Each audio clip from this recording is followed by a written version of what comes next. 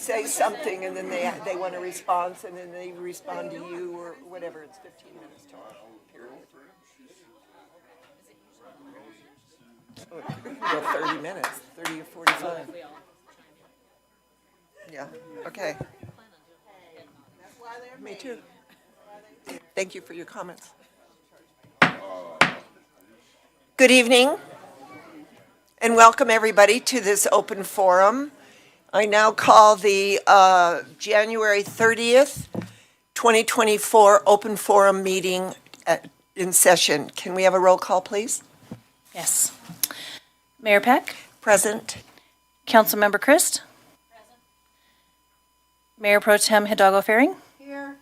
Councilmember Martin? Here. Councilmember McCoy? Present. Councilmember Rodriguez? Here. Councilmember Yarborough? Here. Mayor, you have a quorum. Thank you. Let's stand for the pledge.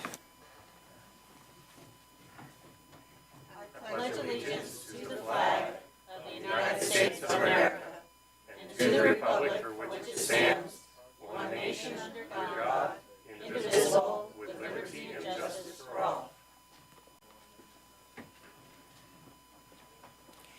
Thank you. I'm going to call people from the list that were signed outside in the forum.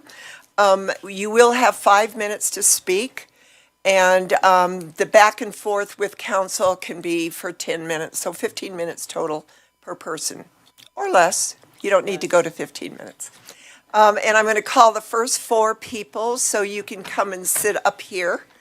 Actually, the first 5, the first one I call will come to the podium. The other 4 can sit in these chairs. I see. I thought somebody was going to give me some instructions there. The first person on the list is Bill Gibson. Then we have Sharon OLeary, Carelia Van Horn, Shaquille Dalal, and Ben Sargent.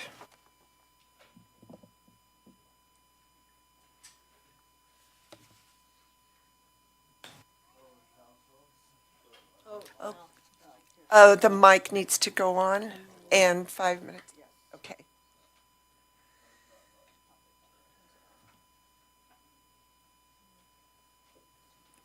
There we go.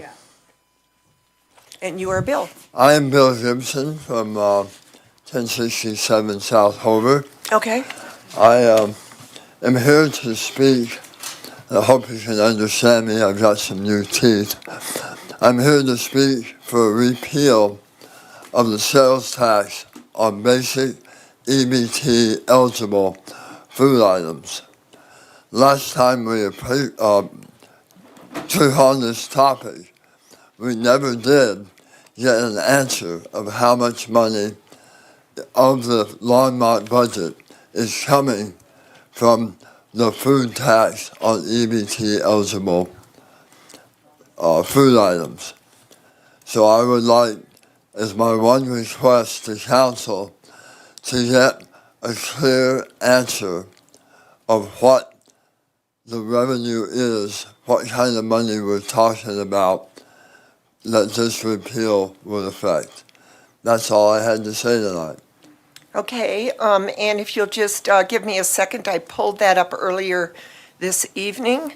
And if I remember correctly, a few years ago, there was a group of residents that were getting signatures to put a ballot item on about repealing the food tax, but they didn't get enough signatures, so that never made it to the ballot. Well, Your Honor, the signature requirement is 10% of the voting population, and the amount of time that we were allowed to connect signatures was like 5 or 6 weeks. Mm-hmm. That is a horrible restriction on the ability to petition onto the ballot. Mm-hmm.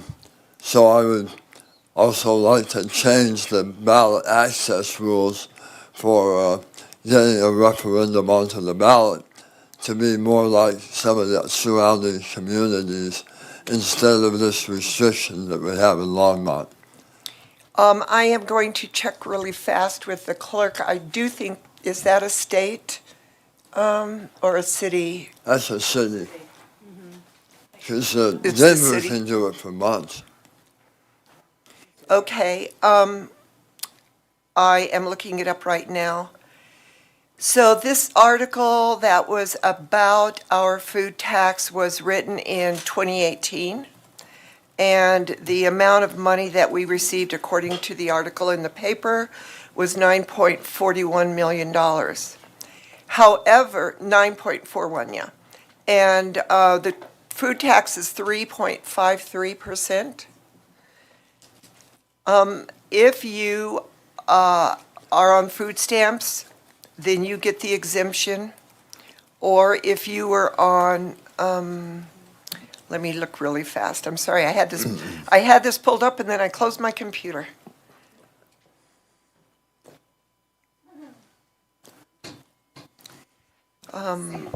Mayor, may I help for just a moment? Yes, please. Hello, Sandy Cedar, Assistant City Manager.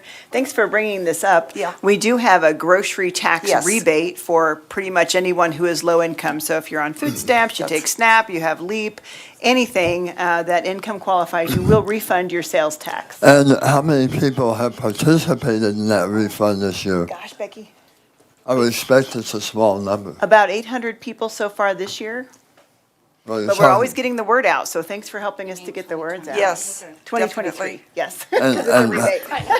what do you have Good to catch. do to get that? So it's just a one-page application on our website, and you can get rebates on not only, and you can get it in paper at our front desk also. It's a one-page application, and that can give you rebates for all of your utilities, property and rental taxes, as well as grocery And tax. what's the eligibility? What's the? Eligibility? It's if you are eligible for any other program, then you're eligible for ours. All right, I guess that's, Let me give you some information on your way out. all right. Thank you. Did that Thank answer? you. Thank you, Bill. Thank you for bringing that up. Sharon OLeary.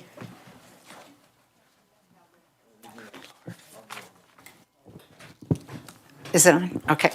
Sharon OLeary, 534 Emery Street. I'm here tonight to talk about closures of public streets. The city of, the Chicago Colony developed the original mile of Longmont, and they sold lots. And the boundary lines were First Avenue to 9th and Martin to Bowen. And they designed it in a beautiful grid system. Easy to flow, north, south, east, west. We can all get where we want to get going. Okay? Chicago Colony first, then the railroad. The railroad was here when they developed the Chicago Colony, and then the east side of Longmont, specifically historic east side. And it developed first because of the close proximity to the railroad for building materials. And then the third thing that happened was the city of Longmont, okay? So the historic east side organized in the early 1980s with the boundaries of Emery Street to Martin Street east-west and 3rd to 9th north-south. So for years, we were very concerned about a quiet zone. And we were always pushing for a quiet zone, and I'm sure it bothered the rest of the city.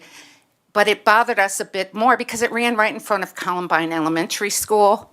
And then with the old buildings, we didn't have air conditioning and we had our windows up at night. So for years, we were pushing for that and we weren't making any progress. So in the early 80s, we organized as a neighborhood before there was ever even an NGLA, Neighborhood Group Leaders Organization. So at that point, we had 5 east-west corridors within our boundaries. So we had 4th Avenue, we had 5th Avenue, we had 6th Avenue, Long's Peak, and 8th. Well, 2 things happened in the 80s. They closed off 8th Avenue in a 2-for-1 swap with the railroad so that the city of Longmont could develop the east side up by 21st Street. And it happened. So they permanently cut off 8th Avenue. Then, to revitalize downtown, they made a public plaza on 6th Avenue. And they closed off 6th Avenue on the west side of Main Street. So from 5, we're down to 3. So presently, on a part-time basis, due to concerts and craft events, craft fairs and other events, 4th Avenue now is intermittently being closed off. So now we're down to 2.5 east-west corridors out of the original mile. Beautiful grid system being demolished. So then came the 2-for-1 to keep Boston Street, and it was between Terry Street and someplace on the east side. And so the city started having meetings about that.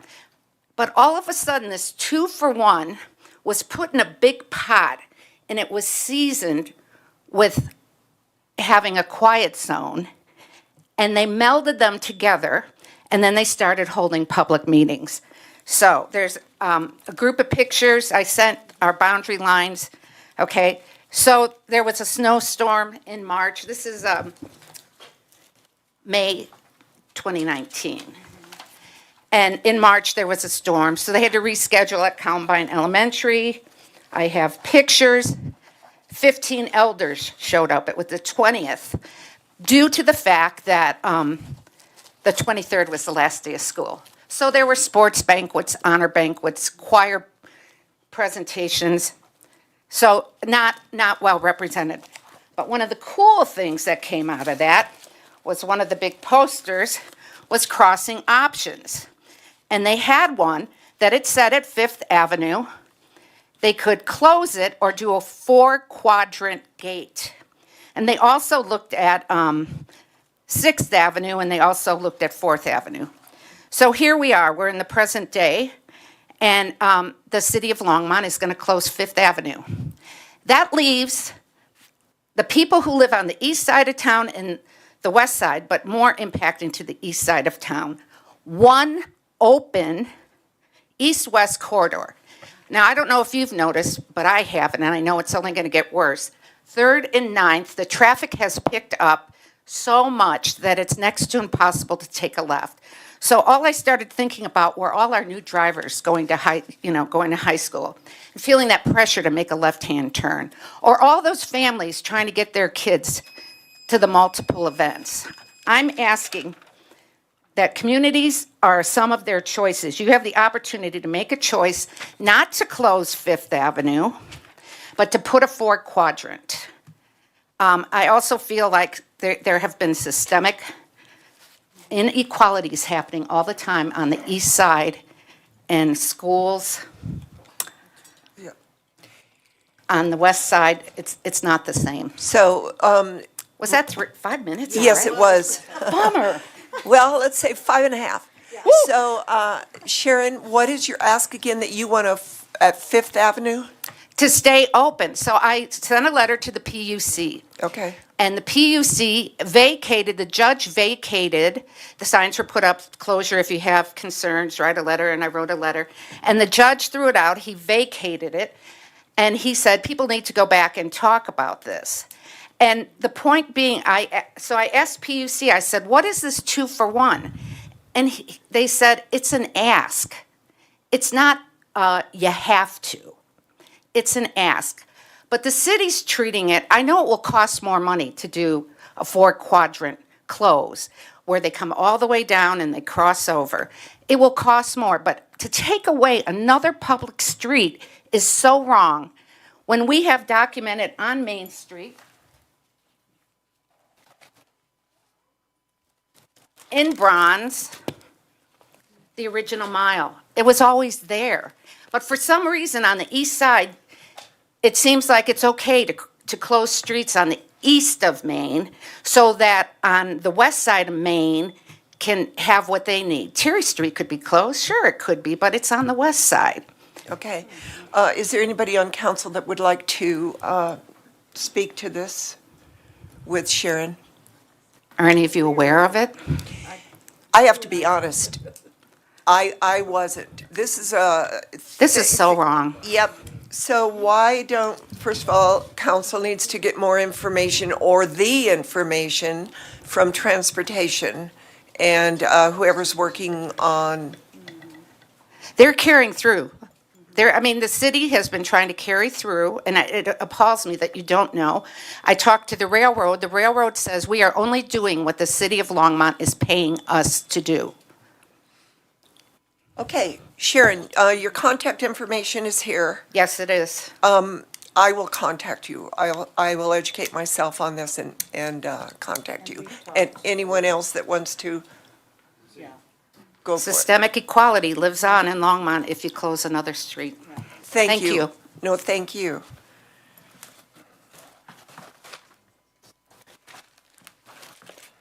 Carelia?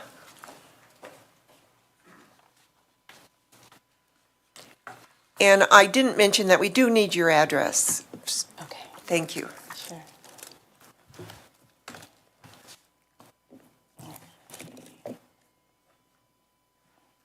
All right. Good evening, Mayor, Council. Carelia Van Horn, 1474 Mayfield Circle. And I'm also the mother of a lovely 4-year-old daughter. I see her. I'm here to speak to you about repealing the Longmont food tax. I've got my receipt here. I'm going to talk about that a little bit later. Okay. With increasing inflation, people pay a far higher percentage of their food budget and total budget in general for food. Grocery taxes are regressive. Longmont's tax of 3.5% is the equivalent of charging approximately 1 day's worth of food. Only 6 of Colorado's 64 counties have a tax rate higher than Boulder County. And looking at our neighboring cities like Loveland, Lafayette, they don't have a sales tax on groceries, on food. And recently, Loveland was able to repeal theirs. As a result, people like myself who work in other cities end up going, occasionally I end up going to places like Lafayette to buy my groceries. And I think that there's something a little bit wrong with that. And just as a side note, I don't qualify for any of the government programs, and if I did qualify, I wouldn't accept them anyway. So, on Sunday, I went grocery shopping, and I thought, well, let me take a look at this receipt. And what I see here on my receipt from Sunday is $7.17 that went to this 3.53% tax. And I thought, well, let me take a look at my receipt and see, what on there could have been covered by that $7.17. So I thought I'd share that with you guys. A large bottle of all-purpose cleaner, 2 boxes of taco shells, 32-ounce bottle of grape juice, a frozen pizza, 2 bottles of kombucha, 1 package of beef sausages, 5 gallons of spring water, 2 chocolate bars for my daughter, 3 large yellow onions, or 2 large sweet potatoes, 2 containers of potato chips, also for her, 3 large beets, or 12 mini flax muffins, that's for me, 2 grapefruits, 3 romaine lettuces, or 3 pears, or 7 large carrots, 7 bell peppers, 7 oranges, or 5 avocados. Lastly, one of my daughter's books costs about $7.17. Could the city of Longmont stop taking books from babies? That's all.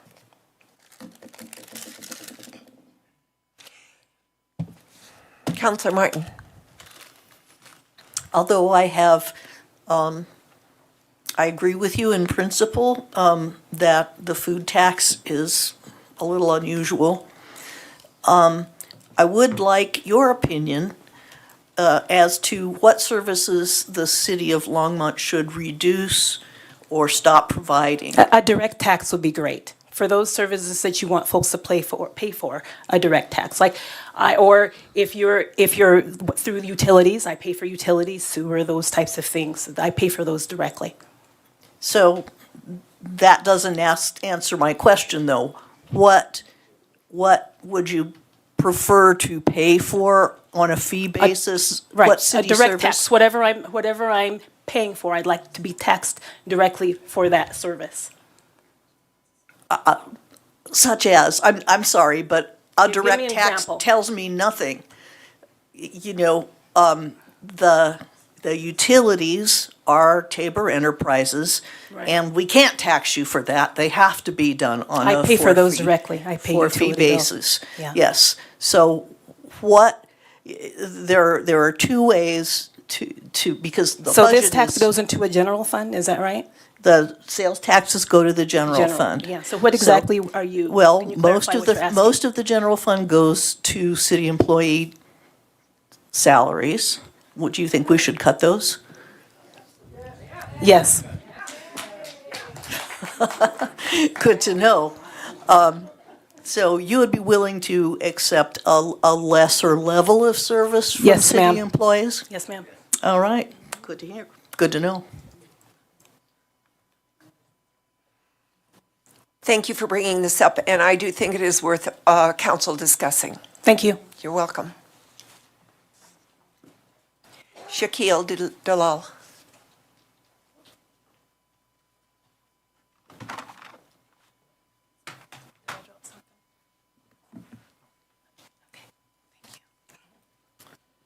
Shaquille Dalal, 219 Francis Street. As always, I'm here to talk about the issue of housing affordability. The high cost of housing is a crisis in the city of Longmont. We now live in a community where people with children can't afford to live. The average age of the city is increasing, and the enrollment in the St. Vrain Valley school districts and the Longmont boundaries is getting lower.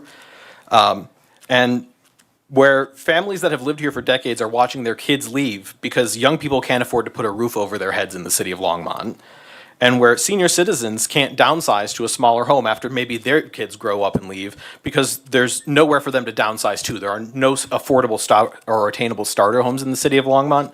And so as a result, those senior citizens are trapped in their giant homes that they don't really need anymore because there's nowhere for them to downsize to. As you've heard me say many times before, the cost of housing is a choice. It's a choice that we make as a community, and it's a choice that's set in our land use policies. I'm here to ask the council, when are we as a city going to take the issue of housing affordability seriously and pursue a full menu of options for reducing the cost of housing? Right now, 72% of homes in the city of Longmont are single family. This is the type of housing that is worse for the environment and worse for the cost of housing because of the inefficient ways that it uses land. Now, those inefficient uses of land are in part driven by our land use policies that require inordinate setbacks and inordinate spaces between different types of homes for no other reason other than to inefficiently use that land and drive up the cost of housing. For decades, Longmont encouraged the construction of single-family homes through policies that sprawled the boundary of Longmont outwards.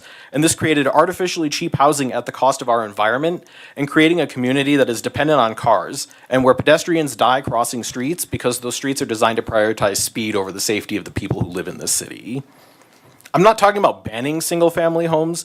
What I'm talking about is making options available for people who want to build an ADU or a duplex, or make it possible for a teacher or a city employee to live in the city that they serve. Because the truth is that city employees don't get paid very much, and as a result, most of them don't live in the city anymore. And I think that it is a detriment to the city to have our city government run by people who can't afford to live in the city. This is not a gated community. This is a public, welcoming environment and a place that strives to be inclusive, that once had a motto that said, "You belong in Longmont." For that to be true, it has to be possible for the people that make this community happen to be able to afford to live here. This is going to require this council to change the land development code to allow missing middle housing types, and they have to be allowed in every single neighborhood in the city. We have a crisis, and it is time for us to take dramatic action. So here's my question and what I'd love to discuss with you tonight. Is this the year that we're going to get serious about addressing the cost of housing? Are you, the council members who are here today as our elected officials, willing to be the leaders that our community needs by making the full menu of housing types available to our community? Are you willing to take the action required so that there's no neighborhood in the city that can't have a young family or a police officer or a pair of senior citizens that want to gracefully age in their own home? So I can answer this, but if anybody else would like to chime in, go for it. Okay. Okay. So Shaquille, no, this is not the year we're going to do that because we've already addressed it. Do you believe that the cost of housing is now attainable in the city of Longmont for the average family? No, because we are in the process of building it. We just had, last week actually, the council okayed the developer for our Mustang project, which is at the southern end by Costco. How many homes is that? 184, How many homes does the city? 185. How many homes does the city need according to the Excuse me, city's own housing I needs am assessment? I am going to answer this first before you, let me tell you what this is.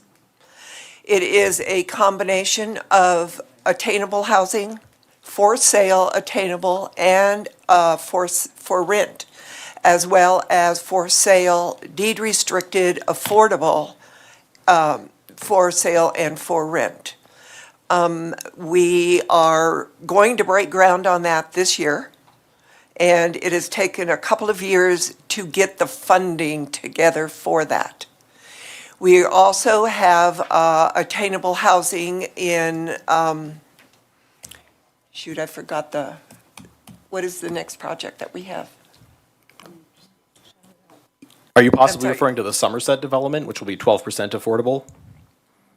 Well, the Chrisman is affordable, and that is on Hover Street. How many units are in that development? I can't remember how many are in that. How many are in that development, Harold? But we've been working on this for quite a few years, and it's really, it's not overnight. I agree, it's not overnight. So go ahead, Harold.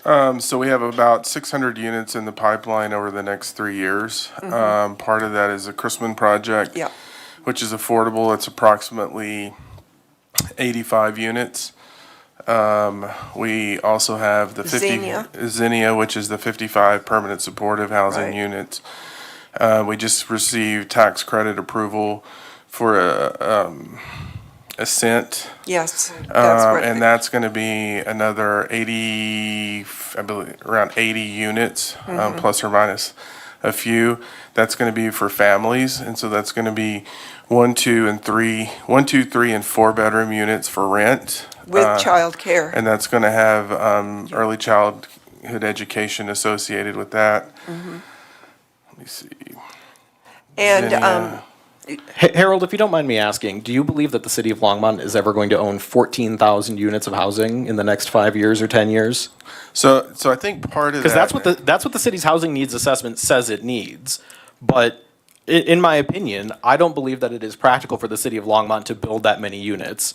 This is not an issue of government action. This is an issue of allowing private actors to build more housing in the city. For example, by converting a single-family home that is too big into a duplex. That's just a thing that we prohibit as a city, but have no reason to prohibit. That is how you get 14,000 units of housing. It's not by, and I admire the work that the Longmont Housing Authority and that the city of Longmont is trying to do to build permanently affordable housing, and that work does need to continue.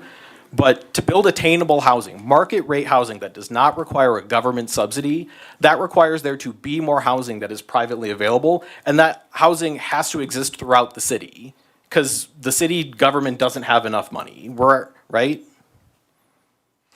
So have you, and I don't know the name of this project, but have you driven on Nelson Road and seen the huge apartment complex that is going up there? Have you been on Main Street that turns into 119 and at the Triangle and seen all those? 14,000 units. Have you seen those? I have seen them. And the sum of all the projects that you have listed those here are today not- have been maybe 2,000 units. 14,000 is what we need today, right? If 10 years, when the projects that Harold is working on right now and the ones that are in the pipeline are coming through, we're going to need more than 14,000 units. We're not going to get 14,000 units today. It isn't realistic, Shaquille. No, we need 14,000 units in the next 10 years. We need 14,000 units today, and then we're going to need more as the city grows over the next 10 years. And so what I'm asking is if the city council is willing to allow the city to build those units. Because right now, the land development code prevents that. It prevents us from building enough housing for the demand that already exists, plus the population growth that the city is also already planning for. That is why the median home in Longmont right now costs $585,000, because we have a lot of demand and no supply. Shaquille, the legislation is working on that at the moment as far as allowing different types of homes. From my perspective, I'm going to wait until see what the legislation comes up with on the state. You're referring to the state legislature and the transit-oriented development that they want? So I am going to turn it over to Councilor Martin next, and then Councilor McCoy, and then Councilor Hidalgo Faring. So let them weigh in. We have 4.5 minutes, so let us speak. And I'm looking for you. They all went off. Thank you, Mayor Peck. I was going to say, all of these, the answers that Mayor Peck gave are correct, but except one. And that is the answer to, is this the year? This needs to be the year that we give serious consideration to more code changes. And we have already seen that such code changes, if done incrementally, are not an excessive burden on the staff, because the staff is working right now on changing, expanding the allowed use into more types of zones for service industries that have, where it's been a problem for people who commute, for example, to not be able to have childcare close to where their jobs are, things like that. And if those code changes are easy, then there are many more. And yes, the legislature is going to have to do something to allow ADUs in neighborhoods that have homeowners associations, for example. That'll make a huge difference in the amount of infill that we can have. There are many ways to do it, but to keep making those incremental changes that allow infill housing to be easier and cheaper, and multifamily housing to exist in more places is something that we can do this year. And I, for one, will be looking for those opportunities and voting for them. So we have been bringing, as Councilor Martin said, our code changes back incrementally. But one of the reasons we do not have condominiums, that we do not have duplexes, is because of the construction defects law. There are no developers at this point will build them. So that is being looked at both on the local levels as well as on the state levels. So, I'm gonna call on but if you rent out Councilor half McCoy. of your home, that doesn't have to be a duplex, and that's not necessarily subject to construction defects law, but that is also a thing that we do not allow as a city. Councilor McCoy. Thank you, Mayor Peck. Okay, you asked us at the very beginning here when we were going to get serious, and I take this very serious, as I know these other folks do as well. And everything that has been told to you tonight has been a pretty serious approach to trying to solve this problem. My question to you is this: when are you going to get serious about not being an activist and focus more on the idea of service to your community? Have you applied to be on the Planning and Zoning Commission or the Housing Authority or anything else like that? Because that's where we need people. We need people that are passionate like you, coming forward with that sort of drive to try to see these things through, than to try to sit out here and be critical of what we're not doing when we're doing all kinds of positive things to make this community a better place. So in terms of my activism in the community, yeah, I agree that sitting on the bench isn't sufficient. That's why I've started a group in town that's working on housing affordability called Longmont Housing. I also am not eligible to sit on the Planning and Zoning Board because I'm already occupied with a different city board, and one cannot serve on more than one of them. I sit on the city's police review board. I also am on the board of the Longmont Community Foundation. I've been pushing the Longmont Community Foundation to take the issue of housing affordability more seriously as well. So, no, I'm not sitting on the cheap sheets and throwing shots. I am pushing my elected officials on the issues that I think are important and using this avenue among many others Councilor to do so. Hidalgo Faring. Thank you. Shaquille, your 5 minutes are up. Let Councilor Hidalgo Faring answer, please. You know, I think some of the stuff was mentioned by Councilmember Martin, and the other piece I wanted to also bring up is, he has done, I've seen the work that he has done, and he's contributed, and there are many ways to contribute to your community. The launch housing was one. LPM, you've done work on that. Yes, I in was the on the Port past. of Longmont Public Media. And the public, yeah, so there were other things as well. But I also wanted to mention, during my entire time on council, we have looked at the codes. I learned that it's a long process, and time's up. It is very frustrating. But we do have an item at our retreat on February 9th and 10th. Anybody's welcome to come in and out as often as you want to. Affordable and attainable housing overview. So that's when we're going to take a deeper look and have a roundtable conversation about what exactly we need to approach and what are our goals going to be for the next year moving forward. We're chiseling away at it. It's going to take time, but that is a priority. As a renter, yeah. And now I feel you. I feel you. And now that you've brought it up, we will discuss that portion of duplexes, changing single-family homes into duplexes. Thank you very much. I appreciate it. Ben Sargent. Okay, I am going to, I brought a couple slides, and feel free to get a copy of this from the clerk. Okay, so last open forum, I was here and I talked about food security, growing food locally, regenerative agriculture. So I'm just going to give a quick update on some things that have happened recently in Boulder County. There was a program started in Boulder called Restore Colorado, Boulder County, that asked farm-to-table restaurants and other businesses to voluntarily collect 1% of their revenues towards a fund that would fund regenerative agriculture.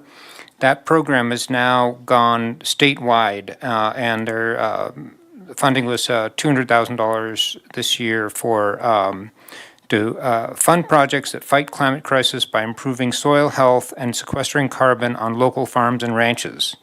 And according to Boulder County, these projects estimated to have sequestered over 4,000 metric tons of carbon dioxide, equivalent to the carbon footprint of 800 homes annual.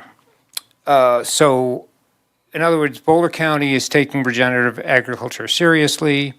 Fort Collins just announced recently 85 acres to be put into a year-round or seasonal cattle grazing program to achieve ecological goals, provide effective irrigation, rotation of animals to achieve soil health improvements, and reestablish nutrient cycling. So Fort Collins is also getting on board with regenerative agriculture as a way of, killing many birds with one stone, I guess. But certainly the carbon cycle is an important part of those activities in regenerative agriculture. I'm more interested myself in the food security. I think we should have a goal of growing 30% of our annual food requirements in a short truck ride. So local and hyper-local. So just really quick, on this first slide, what is rotational grazing? Is where you move animals around so that they eat down the growth but don't damage it. The roots, if you only eat 50% before and then move the animals on, the roots immediately regenerate that, and it's much better for the ecosystem and for the soil and for carbon sequestration. And so one recent study showed that grasslands are actually a better, a more resilient carbon sink than forests. So forests are considered a larger carbon sink, but it's susceptible to forest fires, which kind of undo the work of the trees. So grasslands, most of that biomass is underneath the soil and protected from fires. So we think that every region should be focused on how to adopt regenerative practices in our region. And we think that Longmont can be doing this. So you asked me to come up with an idea on how to use Longmont City open space. So this is the first idea. There's I think we should explore, and I'm asking you to create a task force to explore the use of open space in Longmont City or other city-owned lands to be managed in a regenerative agricultural trial. This would be a 3 to 5 year trial. There's a couple organizations that the city could draw on. One is called Drylands Agricultural Research, or DAR, that's based here in Longmont. And they are showing ways to recover unirrigated range as productive farmland. There's another boulder project that's underway right now that's going to bring in the city, looks like a 80 acre plus 180 acre parcel in Boulder City and open space combined that will be bringing in trials of regenerative practices that have been proven in other parts of the world, but to see if they will work here in Boulder. And I think that once these best practices can be proven out for here, that we can, then any farmer around in the region can start adopting these. And so I put together some references where you can, people that you can talk to help formulate this task force. Thank you. Thank you, Mayor Prick. So is this somewhat similar to what Louisville was doing with some of their open space to kind of, they had goats coming around and eating down some of it for the purpose of kind of fire mitigation, eating out some of the undergrowth and that sort of stuff, along with just the overall concept of having your food, local? Yeah, so the Rent-A-Goat program, and there's another farmer that's getting a flock of sheep that's also sort of rent a flock. So yeah, those are mostly used for fire mitigation. They wouldn't really be considered rotational grazing. Rotational grazing is an intensive agriculture where you've got a lot of animals in a small place, but you keep them moving around. And so it improves the productivity rapidly in terms of the soil, and it improves the soil health rapidly.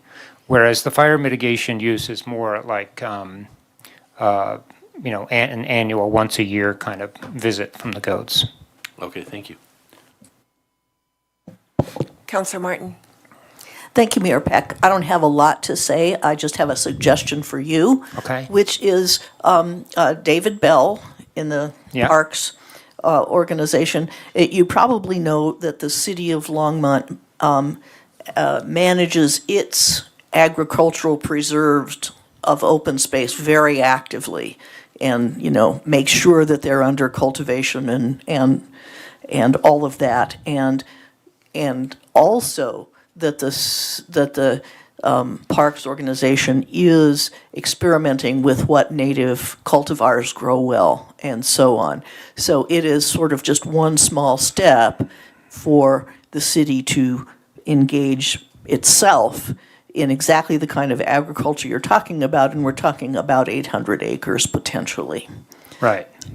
So my suggestion is have a conversation with David Bell. I know he would enjoy it, and perhaps a good plan can come forward later in the year for something that the city can do itself rather than just incentivize. Right. Great. So my question to you is, do you want to be on that task force? I certainly would be happy to either as a convener or as a participant. Yeah. Great. Thank you so much. So the next 5 people are Mary Lynn, Polly Christensen, Joseph Montant, Karen Yegi, and Prudence.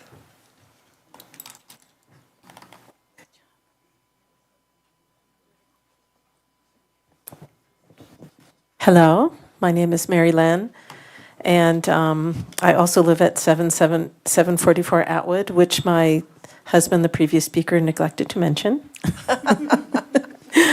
And yes, I'm concerned that the city seems to be a little over its skis with some of the projects it's taken on. And I know other people here will speak more about this, but whenever I hear the discussions about affordable housing, I think, but what about affordable food? What about growing our own food? What about the most basic aspects of sustainability, which is to grow local, to eat local, to grow the soil so that it is the most effective carbon sink after the ocean. We can't do much about that here since we're in the West. And I think it's worth mentioning something that Ben didn't mention in his slides, which is that once the soil is renewed, it's then able to go into rotation to grow food for humans.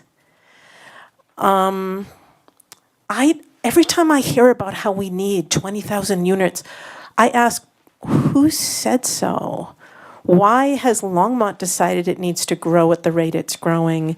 And why isn't Longmont also looking with urgency at retaining as much land as possible for growing our food? The average density in the United States is under 100 people per square mile. In the West, it's lower than that. Why does Longmont have to be reaching 4,000 residents per square mile?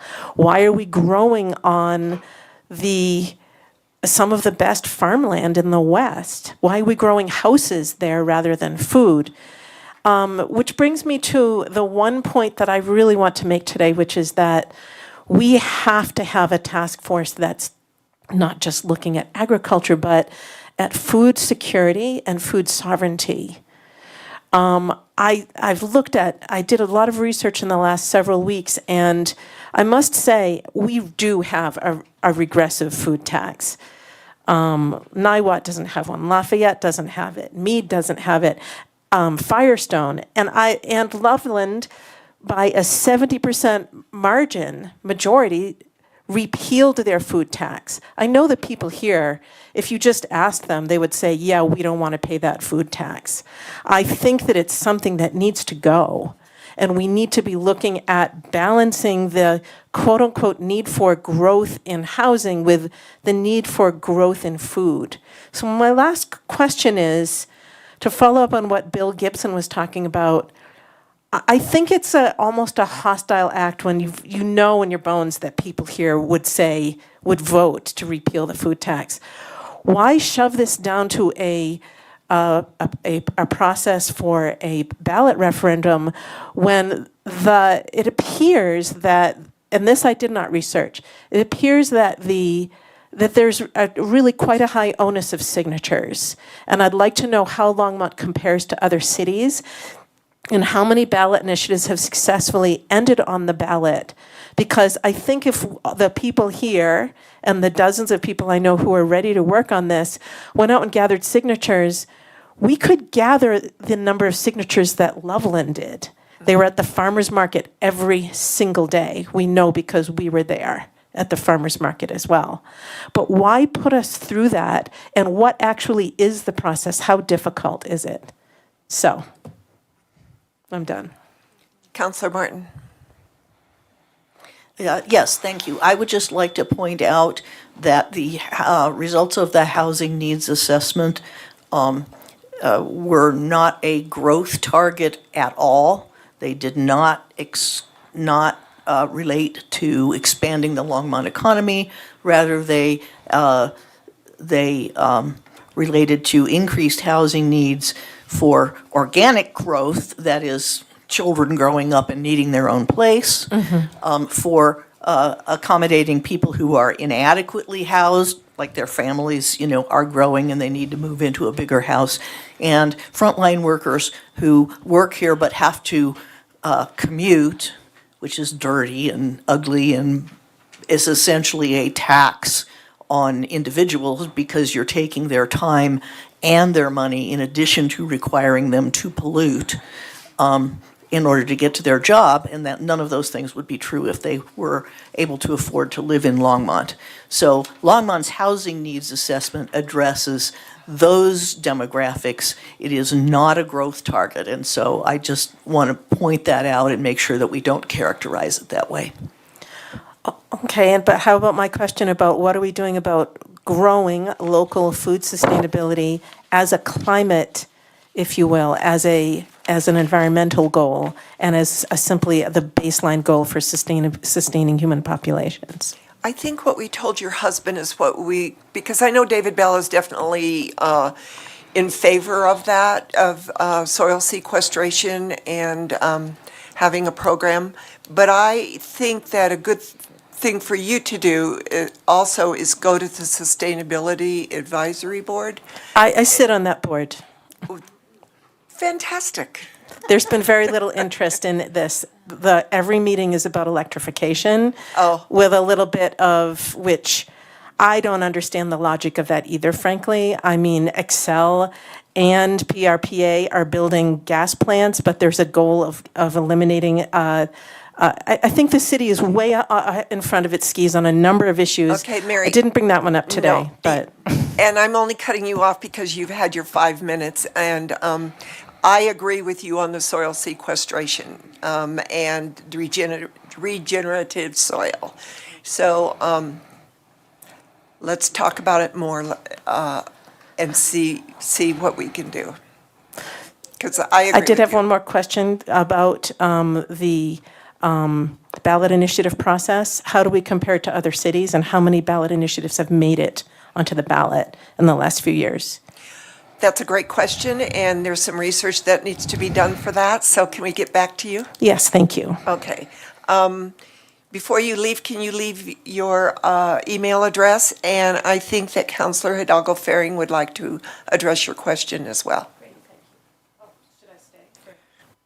Sure. Why not? So thank you for your comments. Since the last open forum, I think when we heard from your husband, I've been doing a little research and been in contact with one of our county commissioners on this topic, as well as I sit on the RCAB, the Resource Conservation Advisory Board.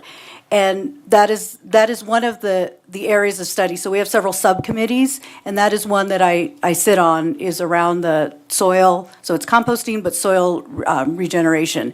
And I mean, you hit the nail on the head. When our oceans die, we die. If our soil dies, we die. So there is urgency in that. And, I feel like, we do have to create a balance. And where I feel like one priority doesn't take precedence over another. I think as council members, we all have to address all these needs with great urgency.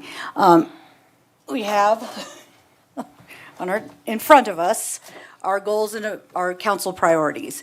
And so with sustainability being something that encompasses all of what we do. So we can't address housing without ensuring that we have that balance, that we can adequately feed our people, have I've seen those nothing happening in that, though, but if you could put together a task force, Yeah. I'd be happy to help recruit a Well, let's work on professional. that. Yeah, Thank no, you. I think that's just creating actionable items. So I you. appreciate that and coming forward with that.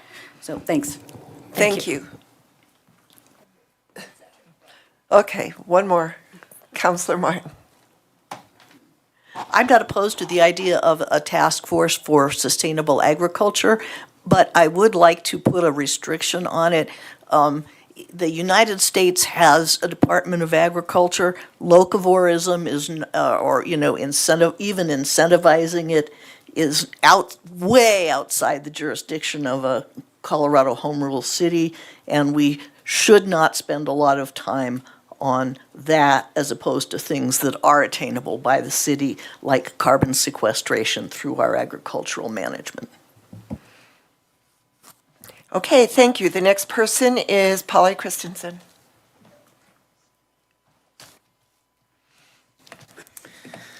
Hello, Mayor and councilors. My name is Polly Christensen. I live at 410 Judson Street. I'm here to thank you instead of criticize you. I'm here to thank City Council for two good housing projects. The Mustang project near Costco and the Xenia project near the Suites off Sunset. When I initiated the affordable housing ordinance years ago, which is called the inclusionary housing ordinance now, this is exactly what I had in mind, and I worked on the beginnings of both these projects, which, as we know, it takes a long time to get stuff done. Everybody's frustrated, but the important thing is that it gets done. The Mustang project will have both for sale and for rent housing at affordable or attainable levels. It is essential that people, especially young people, have a path to home ownership. The best thing is, this project gives right of first refusal to city employees who provide the hard work necessary to provide all our services for Longmont. The Xenia project provides affordable housing and wraparound services to low-income and disabled people with a developer who really understands their needs and wants to build this kind of housing, which is very rare. Those who say we should leave housing up to the market seem unaware that the market has been in control of our housing since the election of Richard Nixon in 1969, who turned the building, maintenance, and management of public housing over to real estate developers such as the Trump family, who would not allow anyone non-white to live in their housing. The final blow came when the Reagan administration greatly diminished mental health facilities, leaving thousands of mentally ill homeless. We've been living with market solutions for nearly 55 years. That is how we got into this mess, where 60% of Boulder County households are cost-burdened with housing. Eliminating zoning, and this is a fad right now, eliminating zoning and packing people in like sardines is not the answer. The further commodification of our homes and our neighborhoods is not the answer. This is not what other countries do. We need to return and increase government building, maintaining, and managing quality public housing for rent and for sale. Thank you. Thank you, Polly. Is there any discussion on council? Okay, this next one is Joseph I don't know if I'm pronouncing this right, Montante? You got it. Ooh. It's a first. Very good, that was good.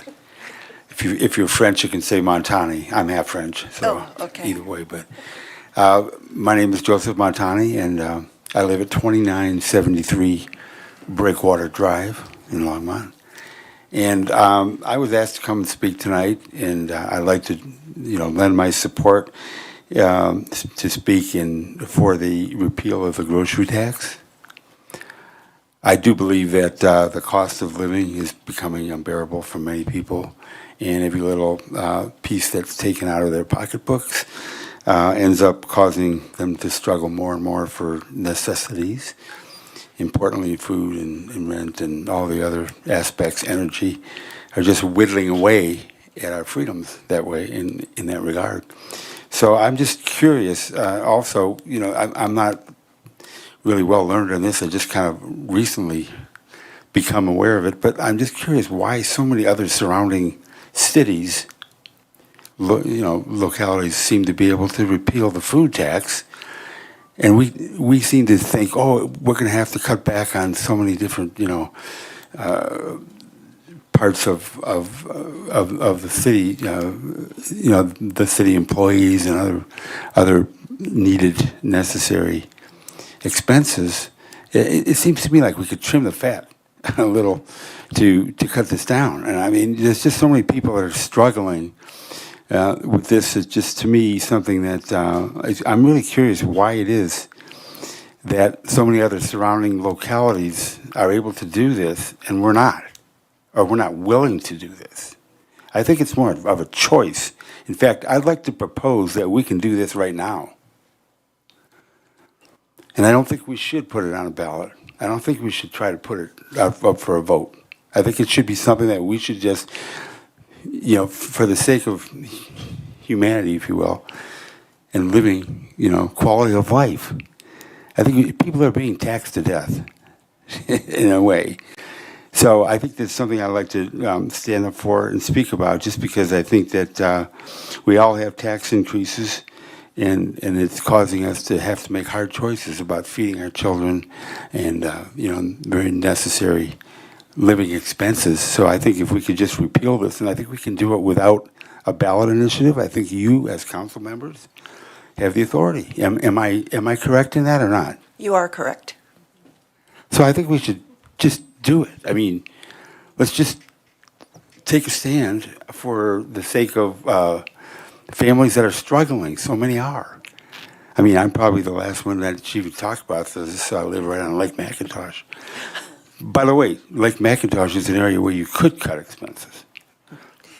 So, You really could, because they play. There's a lot of money that's put into supporting the guards and the patrol people that walk around like Macintosh, making sure nobody violates the no swimming rules and all the other. have you, yeah, I was going to say, have you seen the people that have come out telling us to get people out of the Lake McIntosh? I'm probably the last person that should really, but just for the sake of because I'm a doctor, and I just think that we can help people, with their needs, because it's better, for their health and safety, and they don't have to pay so many taxes.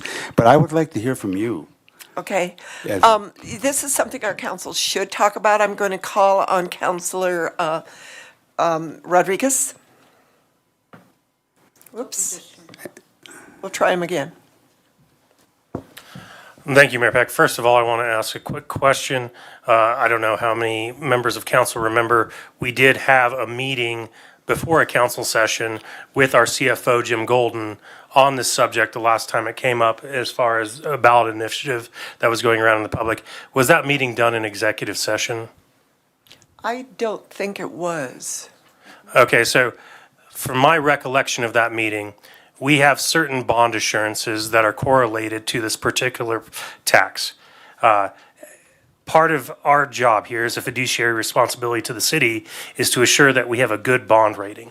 If we start violating bond assurances by repealing a tax that these bond assurances are tied to, could affect our bond rating, which affect our ability to borrow for capital projects down the road. So that was one of the items that was brought to us on a reason why we shouldn't just summarily repeal this tax, is because we have certain investments that are based on this particular line of income. And if we violate these bond assurances, that would affect and negatively affect our bond rating as a city.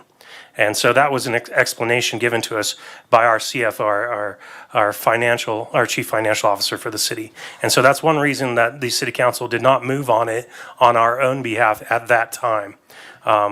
And let it go to the petition process.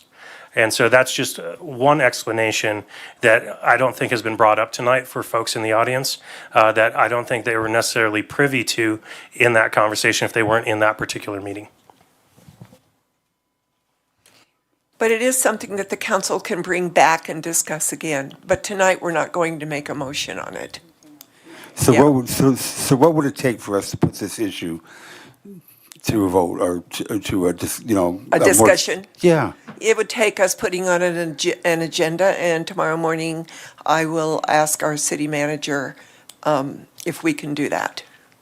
That's when we discuss what's going to be on our agenda. So is the answer, if we can do that, is that dependent on what? Like your use all opinions? It depends upon a majority vote. It depends on a majority vote. So the majority might vote not to repeal the tax. I don't have any idea because we haven't discussed it. We need to have another discussion. It's been a while, since 2018 was our last discussion on this. But thank you for bringing it up again. And I do want to let you know that we will never take salaries away from employees.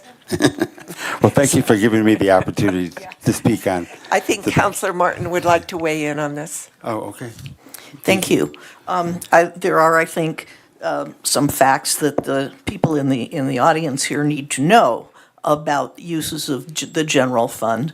I get a lot of letters, and I respond to every single one I have occasionally spoken to someone that I failed to respond to. So, it's my intention to respond to every single one, but once in a while I lose one. Nevertheless, I would say way up in the top 5 and maybe the top 1 and 2 requests that I get from the public are code enforcement doesn't do enough and the police don't do enough. We need more. The policy of the city of Longmont is to pay its average employee just a tiny bit. The goal is 1%, but in fact it's less than that, over the statewide average for people in the same job description. So, from the snickers I heard the last time it was mentioned, I think there's some idea that the city staff is overpaid, but the city staff is not overpaid. And so what that means is that if we need to cut the city staff in order to, for example, untax food, that we would either be letting our employees fall behind employees in adjacent cities, or we would be having fewer of them. And honestly, if they fell very far behind, we would be having fewer of them anyway, because they would be leaving for better wages somewhere else rather than staying here in Longmont. So I want everybody to understand that. And, the last person I asked this question of could not give me an answer. So I'm going to ask it of you. What city services would you like to cut so that we can repeal the food tax? Well, I don't really have a good grip on that, but I talked to my wife, Debbie, about this today, and she ran a preschool here in Longmont for 14 years, and she said that she has to drive to the Walmart on 119, which is 7 miles from our house, rather than the Walmart on Main Street, which is 2 miles from our house. So I think that people have to shop outside the city and drive to get there, and that leads to more congestion and more traffic, and pollution that way. So I'm not very good at budgeting myself. In fact, I'm horrible at it. I'm the worst person to budget, but I think that there must be ways you could cut some fat. Just a little. Sir, we will reach it. We will discuss that, but I just want to say that cutting the fat is a myth that people who don't like government like to repeat. But if you would like to go and, the city budget is online in excruciating detail, and many years' worth of city budgets are online in excruciating detail. You have a consortium of people, obviously, who want to repeal the food tax. I would challenge you to find the fat and come to Public Invited to be Heard in future meetings and talk about the services that you have found that Longmont doesn't need. Sir, I want to thank you very much for bringing this up. The council will discuss it. Thank you for your time. You're tonight. welcome. Appreciate it. Karen, is Karen here? Karen Yagi. Yagi. Oh, okay. Yes, I know it's a strange name. No, it's fine. I just didn't know how to pronounce it. No, that's all right. I don't want to. What is your address? It's 916 Corey Street here in Longmont. Thank you. Thank you for hearing me. This was a bit of an impulsive move on my part to come tonight. That's great. I'm trying to understand Longmont, but I have been a 40-year resident in Longmont, and I grew up wanting to be part of the solution. So one, I want to thank you because I know that the job that you are doing is not easy, and it's balancing these forces between so many things. But I wanted to be part of the solution. So my ask tonight, I'm going to start with that, is just one, to raise awareness of a nonprofit that I have started that's called Community Connections Project of Longmont. We are located on Mountain View in Main Street. And I have I'm going to read something for you here, just a second.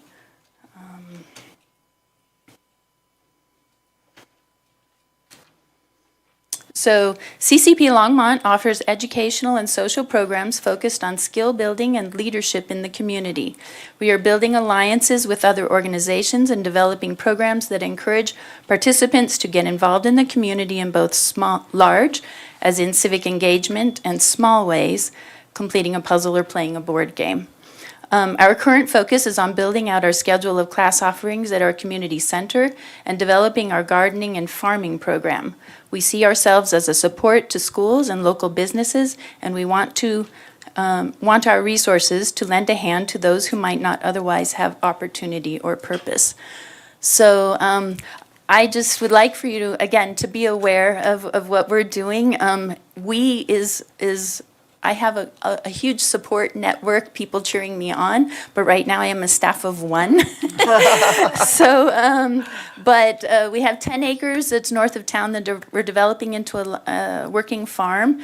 We would like to put a farmer's market in front of our building. I rent a Tebow building, the big blue building, for the community center. And I'd like to solicit your support as you are balancing these tensions between urban and agricultural. And the food security thing is very near and dear to me too. I also own a hydroponic lettuce and microgreen business. Oh, cool. And so, I failed to say, I'm a retired school teacher. So my initial thing with the community center was to have kids come and have a place to go so they're not just wandering. And then out of that, I'm used to working, here's my visual.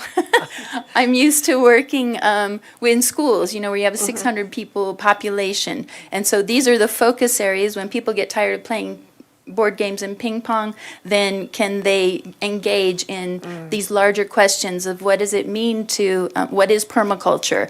Ben and I have an alliance, so I'm developing these alliances with people and then trying to get kids and people involved. And so right now I have people that are coming in, the homeless community comes in. So, and I'm also an owner of 6 properties, so affordable housing is again important to me. How can we make all this work? So I applaud all of the things that you do. My last ask is simply, what advice would you have for somebody like me now who is trying, I've been so busy focused on what I've been doing, and now I'm trying to reach out and let people know I exist, trying to get the funding so that I'm not just self-funding this. What advice do you have for me to understand what is going on in the city that I need to be aware of when I can't sit on all these task forces and there's no more of me left to advise in for things. So just what advice do you have for me? My first advice would be, first of all, thank you for what you're doing. It sounds very interesting. My first advice would be to contact the Chamber of Commerce for getting your name out, join the Chamber of Commerce. Are you going to be doing, as we've heard from the other people here, any soil sequestration or rejuvenation? And Yes. well, that answers Yes. some questions. Yes, That's and great. and our property, we have, I have kids coming out, taking baseline soil samples, wanting to develop alliances with CSU to make that, and working on those next level alliances of how do we move forward into the 21st century, thinking that 7th generation out. And I also think a good contact would be the food share group. And let's see. Do you need funding also? I do need funding. How about the Longmont I do. Community Foundation? I just applied and I'm waiting for an answer. Why, thank you. Yeah, I'm hopeful, yes. Thank you. Councilor Yarbrough would like to talk to you as well. Whoops, I keep turning that off. But she has talked a couple of times, so I want to give you the chance. Thank you, Mayor. Thank you for all that your endeavors, your initiative. I I just want to say, I was going to say the Longmont Community Foundation as well. One thing you can do, if it fits, March the 30th at the fairgrounds, we're going to have a life skills fair, and the City of Longmont Youth and Family Services will be putting that on. And so if there's something that I know CSU will be there as well. Kids, I think from 11 to 17 will learn how to change a tire. I know some of the adults told me they want to be there for that too. But but for the life skills, I know you were talking about skill building. So if that's an opportunity, something that you can think of, and you're already working with kids, or these may be a little bit older, something that you want to ingrain in them, moving forward, some type of skill that they can think about, implement in their everyday life.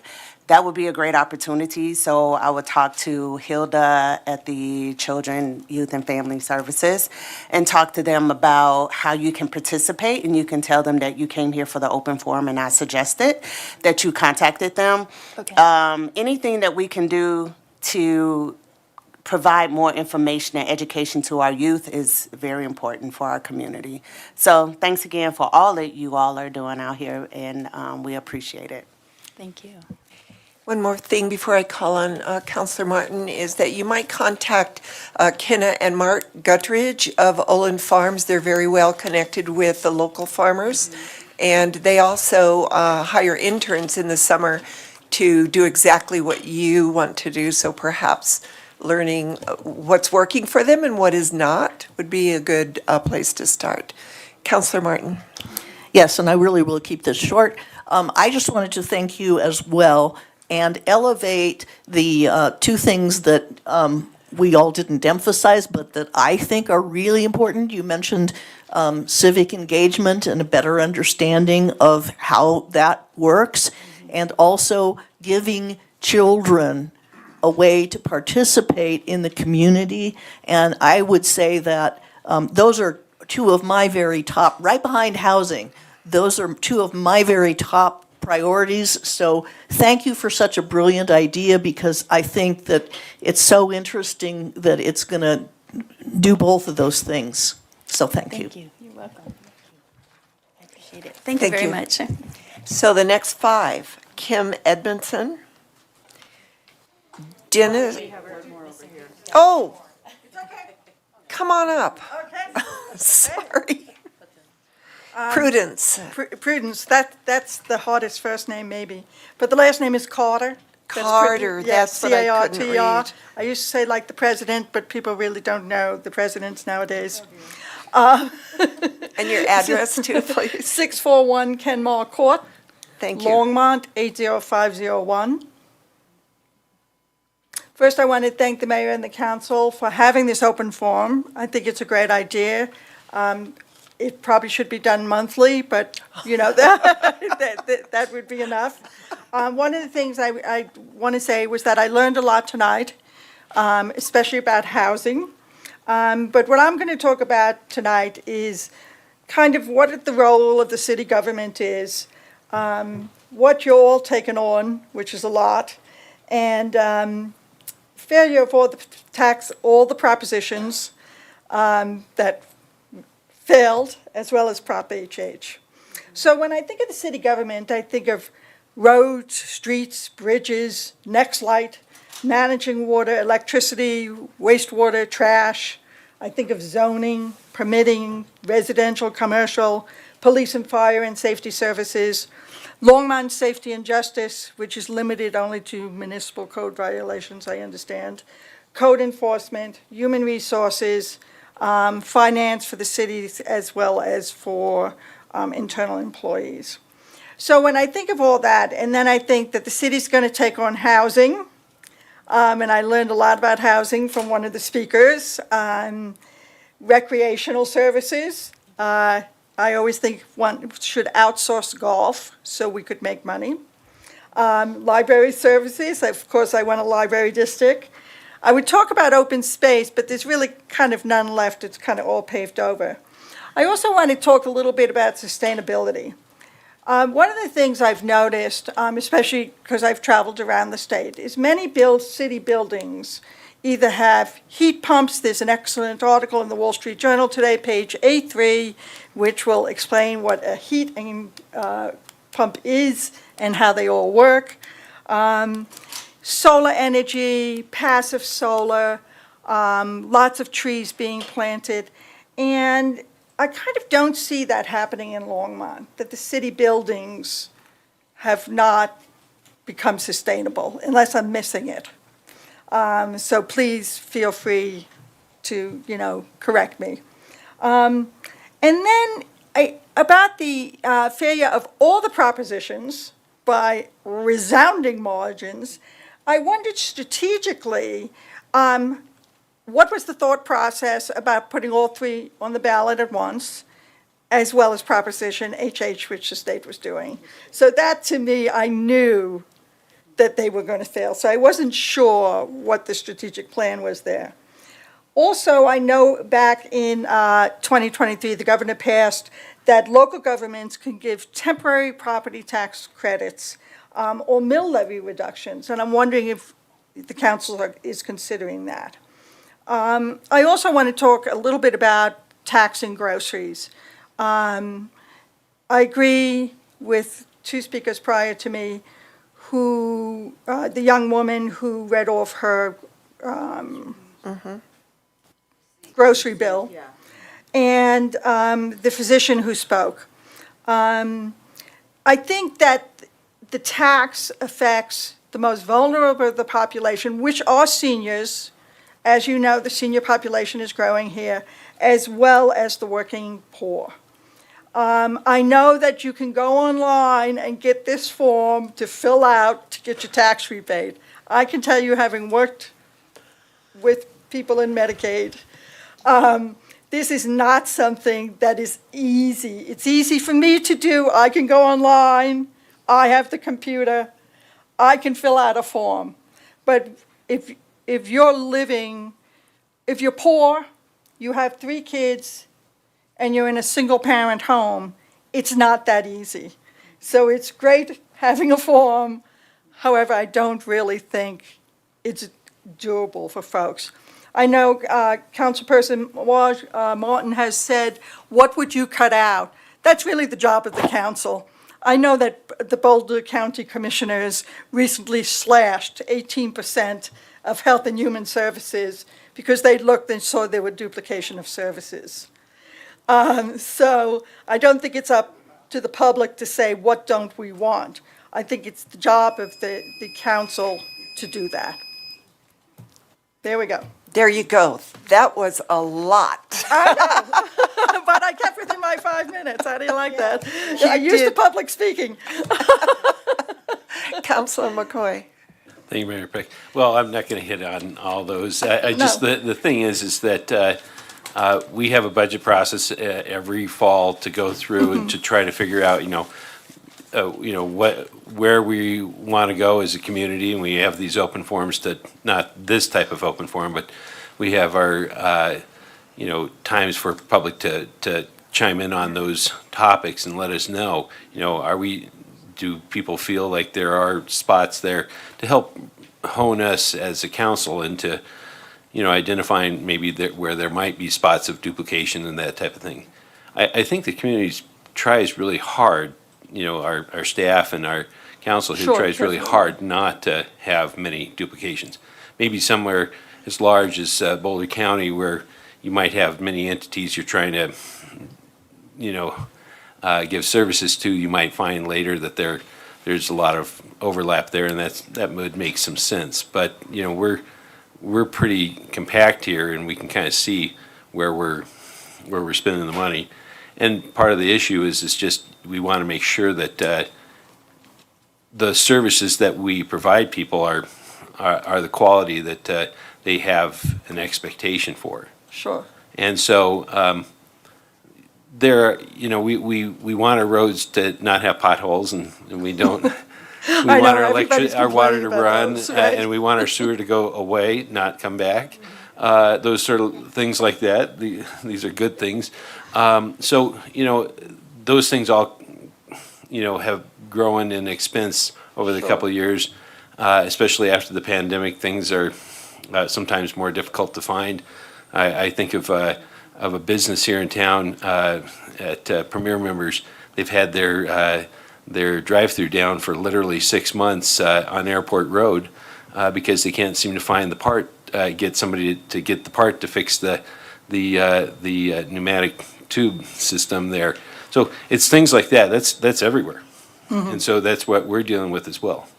And so, sometimes oftentimes when we look and think that things have simple solutions, that's probably the wrong side. Right. We're looking at things because, when people give simple solutions to complex problems, they usually probably don't always, have a deep understanding of what's going on. The council really tries to have a deep understanding of what's going on. We've got, folks that think that we could, pack people in like sardines, and former council member Christensen comes forward and points out, some of the obvious things. It's pretty naive to assume that you're going to be, breaking houses into duplexes and things like that. I mean, I think we're trying to come up with some ideas. We've got some commercial properties that are sitting vacant, but, some of these issues have to be solved at the legislative level that gives us the green light to conduct our business here. So that's some of the problems that we're dealing with. We're trying to do the best for the community and be good stewards when it comes down to some of these major issues. And, you can't always build your way out of these problems. That's right. And I have to say, I keep hearing the word task force, and I have to say, I think of task forces, unless there's a time limit on them and there's a goal, 3 months, that's it. Like not 2 years of task force. Like sometimes I read this and I say to myself, well, no wonder nothing gets done. And I think that there's a change in that in our personal lives, things move very quickly. And what the expectation is, and I can tell you from having two children, they want things fast. And they're in their, late 30s. They're like, why doesn't it move any faster? So just kind of my background, I teach U.S. government students, and I always say to them, when people try to suggest that your government should operate like a business, they've missed the complexity of government and the transparency of government, and they simply don't. Maybe they need some reiteration in regards to what's going on with that, because the truth is that government, does go slow on purpose to make sure that all stakeholders have some input. And otherwise, if you're a business owner, you can be a dictator of all kinds of things that go on with your business. Right, you could be a dictator of 10 and be great. Yeah, Right, and yeah. sure is nice, isn't it? Yeah. So, well, I don't think that answered any of your questions. No, it didn't. But, But I appreciate your thoughts. Yeah. I mean, I think I appreciate, Yeah. I definitely appreciate your thoughts. Thank you. Thank you for coming up tonight. Thank you. And I want to say for the online forms, I'm sure that if someone really can't get in we would definitely print it off for them. And I personally, I'm not going to speak for anybody else, wouldn't mind taking a form to someone if they really feel that they can't get in to get it or fill it out. Yeah, I would be happy to do that. It's just a whole, it's a whole thing. It's another, coming from a poor family, Yeah, your life is chaotic. yep, As, that's how I was raised. It was chaos all the time. yep. So it's hard to do. Thank you. We can find workarounds. Okay. Now I can pull up the next 5.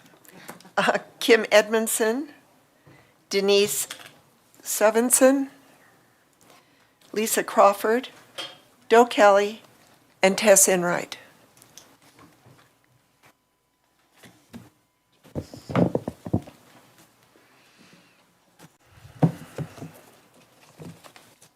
And don't forget to give us your address, please. Do you want me to start? Sure, Kim. I'm Kim Edmondson at 814 Bittersweet Lane. And as usual, I'm here to talk about your lovely smart meters that I don't feel that we really need. And all of that. And I know Marcia has been giving me a lot of flack online and all over social media about my science. And so I dug up my radiation physics book from the radiology program, and I read a little bit about, like, well, maybe I forgot something wrong. Maybe I need to reread it about ionizing radiation. Produces damage in living systems by ionizing and removing electrons from the atoms, compromising the molecular structure of these systems. Biological damage then begins with ionization produced by various types of radiation. An ionized atom will not bond properly into molecules necessary for normal function of an organism. That's that. And then I came across some more recent information about EMFs. And at its core, it basically reads the same thing. When your atoms are knocked out of place, it destabilizes, and this allows the cell to be damaged and DNA damage to occur. Basically, at its core, at an atomic level, ionizing and non-ionizing radiation are the same thing, despite someone arguing with me for years about this. And so I wanted to just bring that up again, that I don't feel that these meters are safe. Myself and other members of this community who've been speaking to you for like 3 to 4 years now are the canaries in the radiation coal mine. We're here to say this is a problem. It is making us sick. I recently had to be on amoxicillin for an infected tooth that needed to be pulled. And my body's biome got so jacked up from that, I got this full body heat rash. It was miserable, itchy, nothing helped, nothing touched it. And then I thought, well, I had high levels of mold on my test with my functional doctor. I went and shut off our Wi-Fi router, and within 30 minutes, my rash started to disappear after 4 days of suffering. I can't imagine what kind of hell that would have been if there'd been a damn meter on the side of my house that I couldn't shut off or power down. And that really disturbs me, that despite people like me speaking, you're going ahead and you're not giving people the option to keep an analog meter or to get an analog meter. You're just like, it's either this or that. And believe me, I've been around and we've measured your new meters. And someone in their one meeting said, well, they only send about every 15 minutes. No, those Hummers pulse about every 10 seconds, sending their RF signal about every 10 seconds. We've measured it, we have it on film. So don't sit there and keep lying to the community about how safe these things are. And I know it's great, we're talking about all the sustainability stuff with the farming and agriculture. I'm down with that, but when I see things like in the news, San Luis Valley, I know it's down the road, it's not here, but there was a rancher with 1,500 head of cattle or so, grazing about 89,000 acres. He had a lease, it expired. His grazing lease was outbid by Nature Conservancy to preserve what, for birds? So there goes the regenerative soil stuff with the grazing. That's gone out the window. So much for that carbon sink in the San Luis Valley. And then there's the other thing about, we need food supply locally. I agree with that 100%, but, if we go putting these meters on, it's going to decimate the pollinators. It already is. I have something I wanted to read here about that as well. If I can find it. Got a lot of stuff in here marked. And anyway,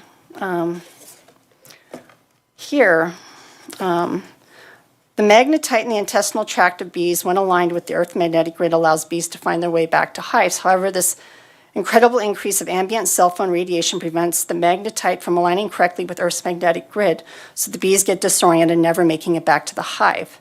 The result of this is that the bee populations are rapidly diminishing. That's one of many factors. And what's going to happen when we start putting smart meters on every building in this community? Our pollinators are going to be gone. And we've brought this up, and we keep telling you that.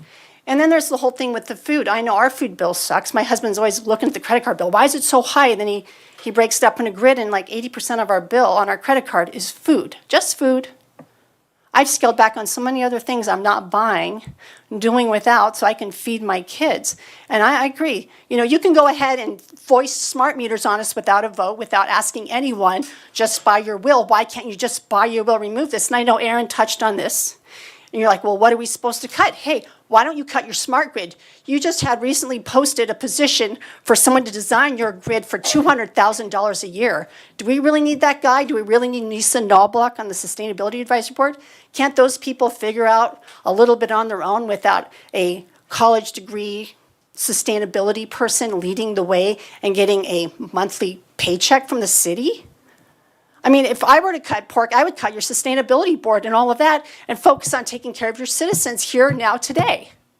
Because you're not doing anyone favors. And the WF, they're at their last meeting in Davos, because you guys are all about following that, they're like, let's work on rebuilding trust. And you can do that by getting rid of this food tax. or whatever you want to call it. Thank you. The Sustainability Board does not get paid. What about the guy designing your grid? $200,000 a year.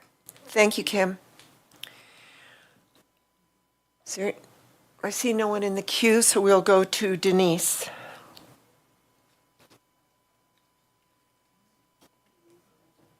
Or- People came up, they're just not sitting at the table. Oh, we're just here. I know. Is Denise here? Or is it? Okay, then we'll go on to Lisa. Lisa Crawford? Not here?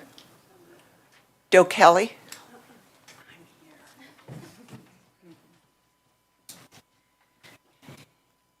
Whoa. Okay. Well, that's a hard intensity to follow.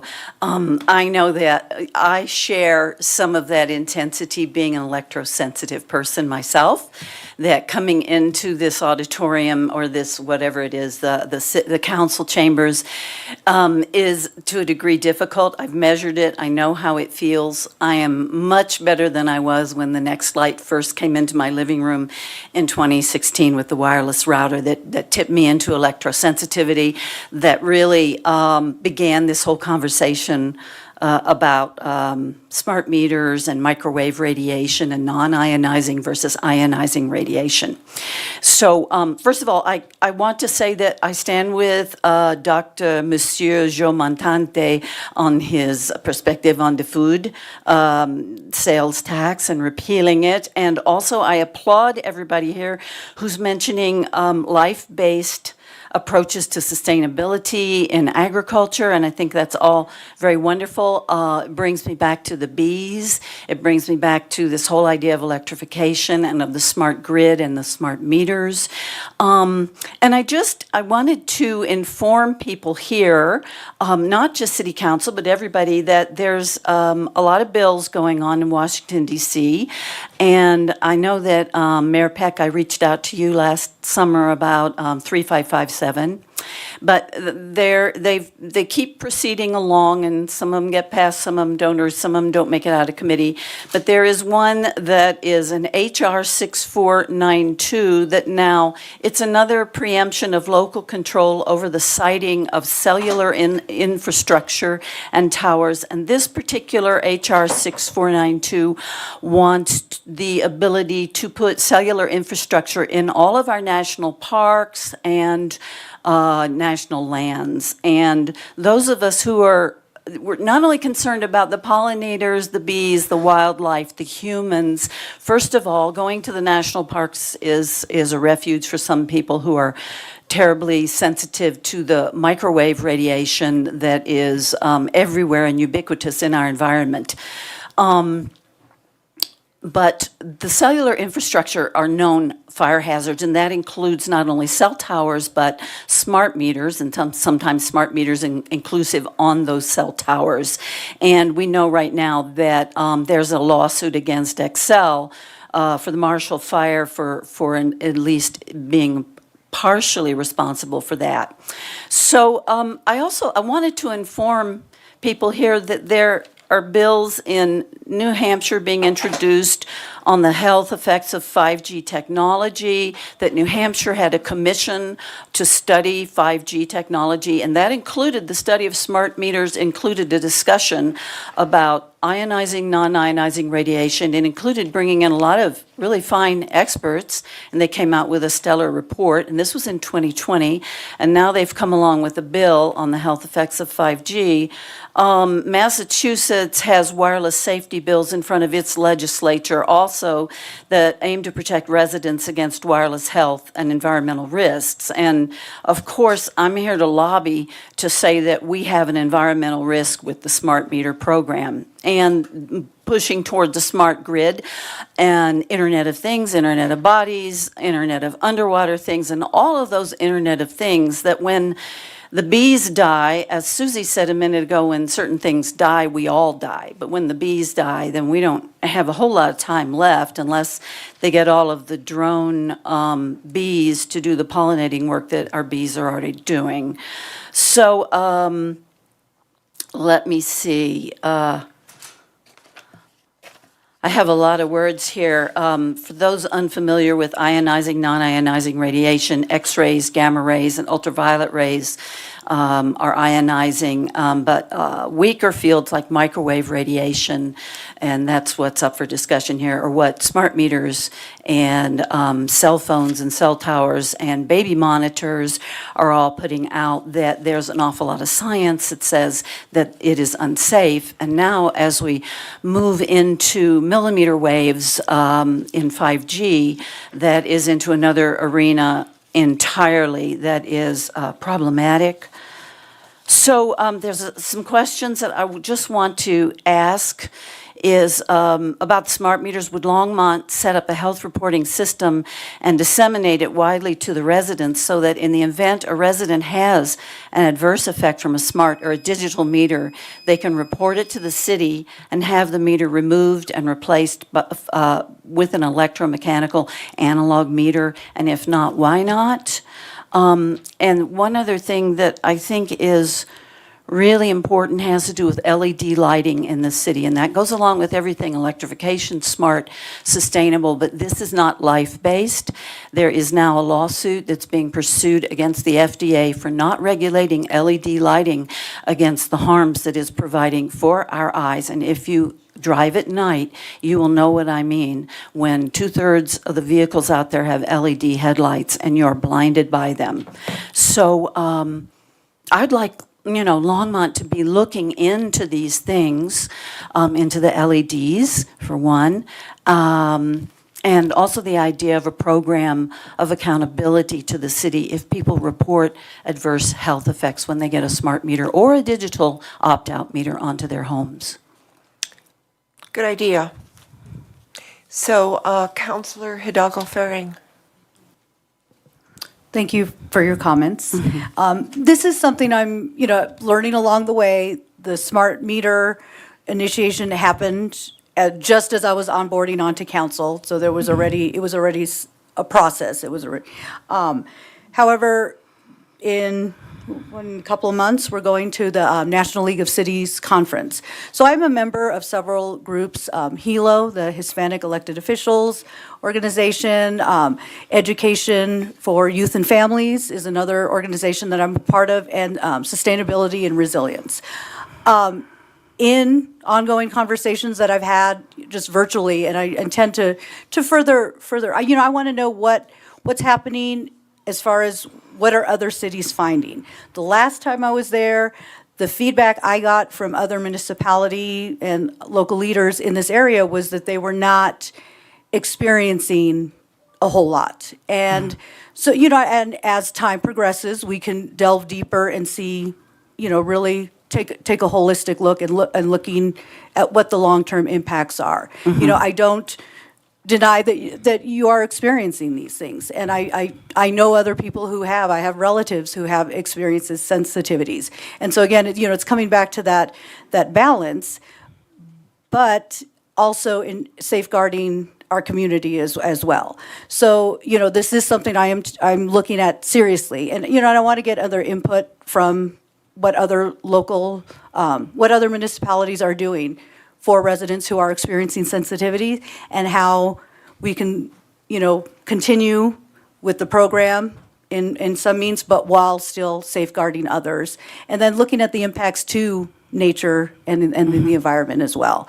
So, it's a learning process, and I'm still learning a lot. I'm not as well versed on this and studying this as long as you have, but, I want you to know that we are taking it seriously. Oh, I believe you. Thank you. Thank you so much for what you're doing to try and sort it out, and the time that you spend looking into it as well, and asking and talking with people about it. I mean, while people are mentioning task force, why not a task force on EMF in this city? So, yeah.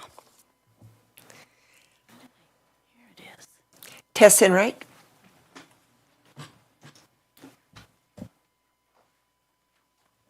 Good evening. I'm Tess Enright. I live at 9 Cornell Drive.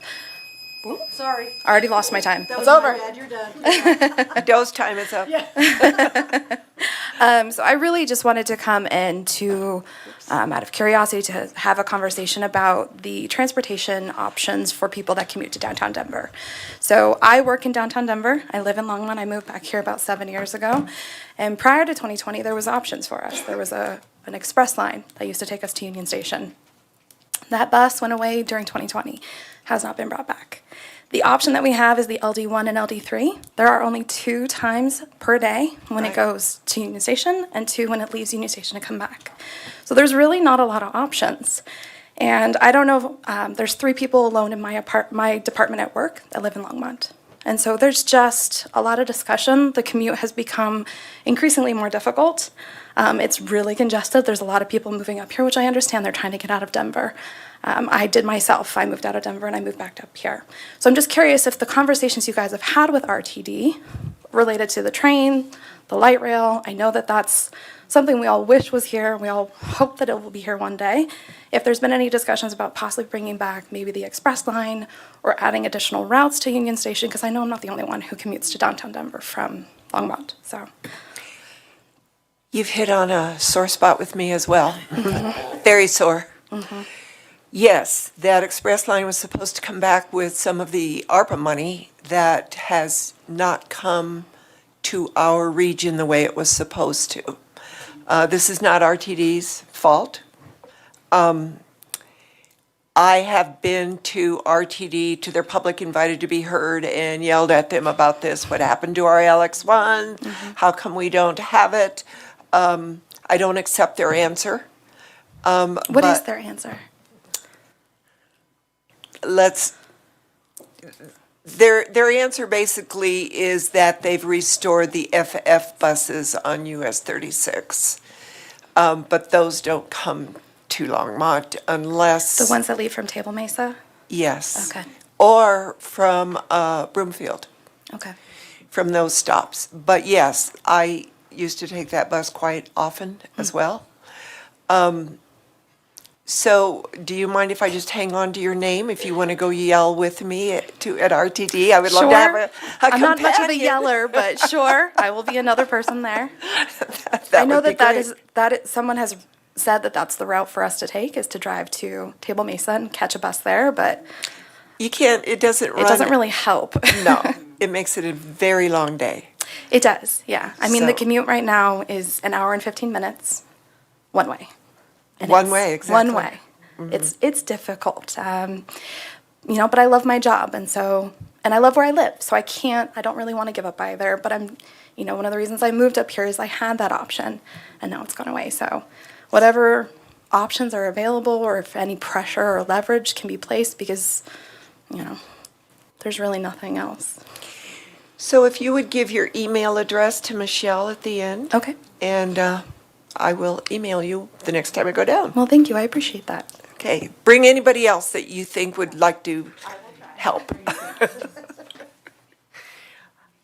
Do we need a bio break up here? Let's take a 5-minute break.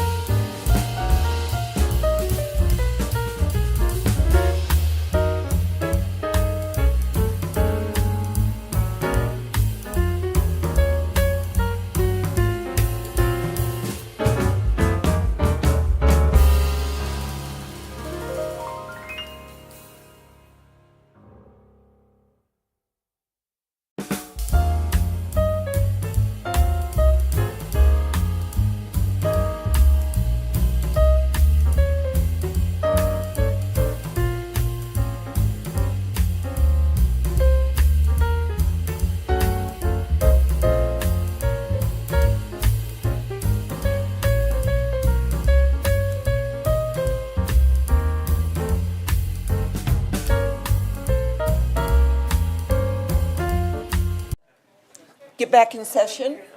I know, I came down here tonight, like, oh my God. The next people on the list are Greg Morrissey, Greg Jensen, Gordon Pedro, Gary Hodges, and Dan Sorrell.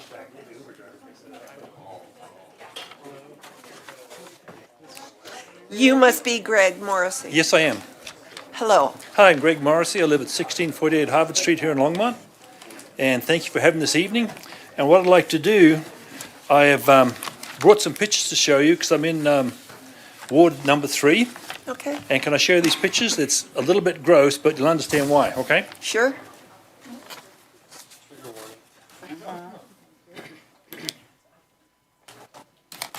Thank you.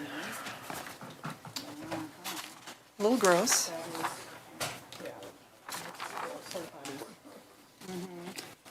Porta potties, that's correct. I heard the word porta potties. These are in Dawson Park, right there in on the east end of Lake McIntosh. And I called last week the Parks Department and said, hey, these things are full. They're overflowing, needs to be cleaned. And I left them my name, left them my number, never heard anything back. So I went back down again today. There was a people coming there, running around the lake, had to go to the bathroom, open the door. I'm not going to use that, and backed out. So I'd like to know, is it under a city contract that has those porta potties run? And are there more porta potties in different places around the city? Are they in the same state? I mean, are they in the same, they're not being maintained or clipped or cleaned? Because there's both of those. There's one's a big one for a person who is perhaps on a wheelchair and just want a regular one, and they're both the same. They're full, and it's been that way for quite a while, and they stink. Okay, you just turned on. Counselor Hidalgo Ferry. Okay, thank you for bringing that to our attention. Yes. So I handled one back, it was at Car Park over on Gay, near Gay and 21st, several months ago. And we contract those porta potties. So the company is supposed to be coming out to clean those out or exchange them out. I had, and I don't see David Bell. Did he leave? He left, okay. So, but he was the person that I contacted, and he was able to help us remedy that. So, I have your information. I will contact him, and we'll get that taken care of. I know once we handled it with the car park, we were able to remedy it pretty quick. But again, if they're not coming out regularly, So do I contact you, or they've got a phone number on the side of it? Do I give them a call and say, I'm with there is a phone number on the side, but I feel like when I contacted our city people, and I don't know if Harold's coming down or, never mind. I was able to contact David Bell, and he was able to help, get that going faster. Yeah, than I just think just we're going calling the faster, number. And there's other places in the city you've got them. They should be coming on a regular basis, doing their cleaning or replacing them and maintenance, etc. Yes, Yeah. no, I agree. Yeah, go ahead. So I don't have the number off the top of my head. I know, I but, don't have the number. On our website, call the Parks Department. I did. And let them know, and then they'll get it. I did that on Tuesday. They took my name and information. They're going to get back to me, and I said these things are bad. And then I went down there today. No one's done anything. So we'll look at that. I will say one of the challenges we're having with those is that sometimes they do go in and clean them, and then very quickly they're in the same shape. So, Yeah, okay. But I will definitely talk to Parks about that. And Yeah, because other things. that lady who was coming around the park when I was there, she had to go to the bathroom. She opened the door. I can't go in there. Yeah, so. No, okay, well, yeah, and thank you for bringing that to our attention, because then we can kind of go above and make sure that it gets done quicker. On a basis? On a regular basis. I mean, maybe it just needs to be changed out a lot sooner. I'm just curious, how's the contract written? They're supposed to come out weekly and check them or something like that, or? Yeah. And I think the contractor should also be telling us when they cleaned it, keeping a record. Correct. So that will tell us if they did and how often it gets like this. Okay, thank you. So Harold They were has, there today. David just told me that they were there today okay. cleaning those. Well, I was there this afternoon. No, they weren't. I checked this afternoon before I came here. We'll follow up with the contractor. I'll let. Okay. Yeah. Thank Wow, you're our watchdog. Thank you so much. I thank you for doing that, but they stink. Oh, I'll tell you. yes, Okay, thank you. absolutely. Greg Jensen. Do you want your pictures back?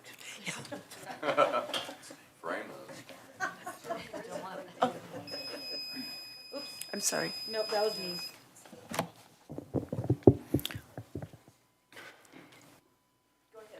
Oh, I'm sorry, I didn't see it turn red. There is one more thing about the porta potties, because I've handled a few of those myself. I think Susie's information was later than mine, but the same thing.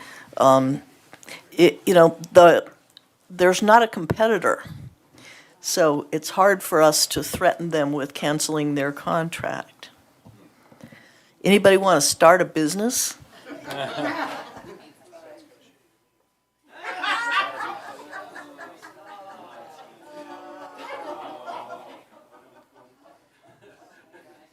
Okay, we're having way too much fun up here. Let's get serious. Hello, Greg. Hi, Mayor Peck, members of the council. What I'd like to read from tonight is... Would you, Greg, I'm sorry to interrupt, but would you mind giving us your address? Yes, 1318 Grace Peak Drive, Thank you. 80504. I'd like to discuss something that's been kind of swept under the rug for a number of years, and we're finally getting some statistics. I won't go into detailing all the statistics. They're all documented, and I have these documented in front of me. This is from the summary of election fraud from 2020 presidential election. And I want to start with a quote that says, "That which was originally void does not, by lapse of time, become valid."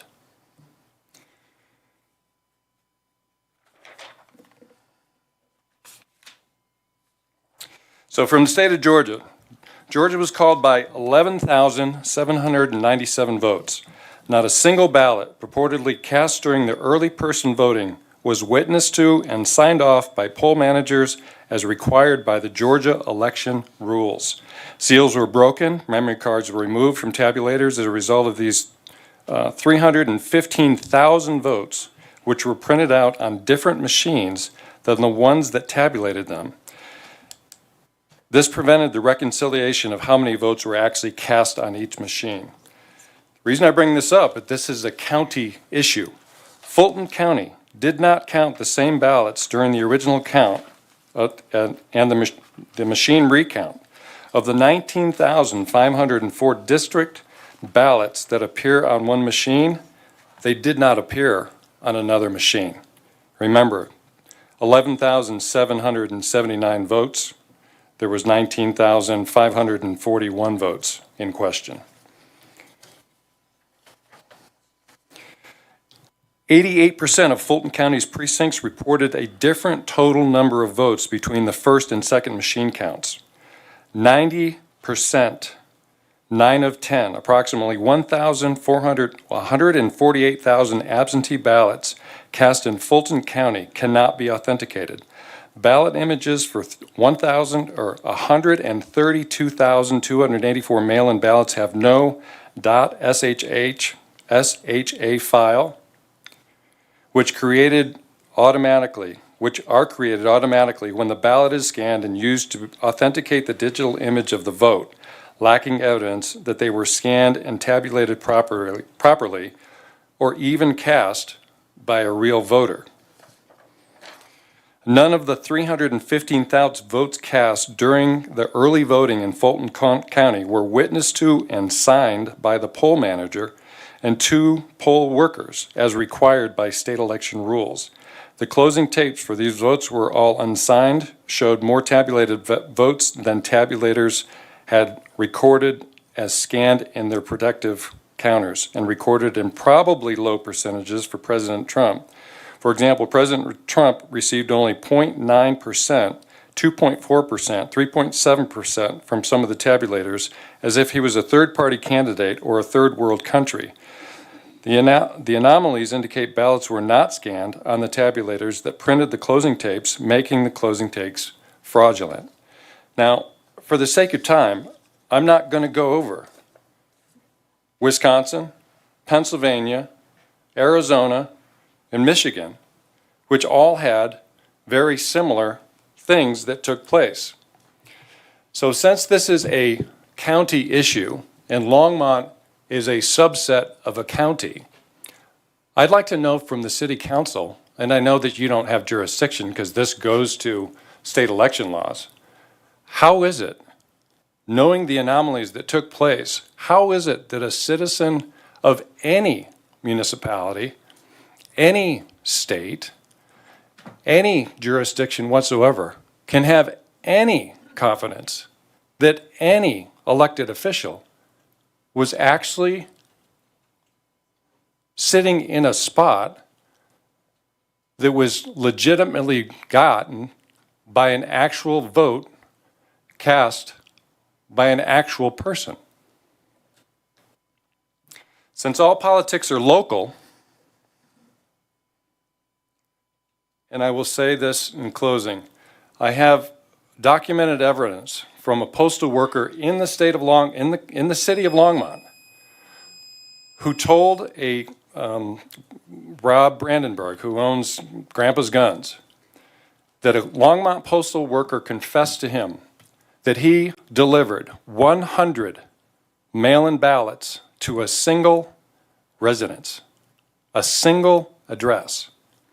So we want to pretend like this, well, none of this could happen in Colorado. I mean, you must be crazy to think that there must be something off with our balloting systems.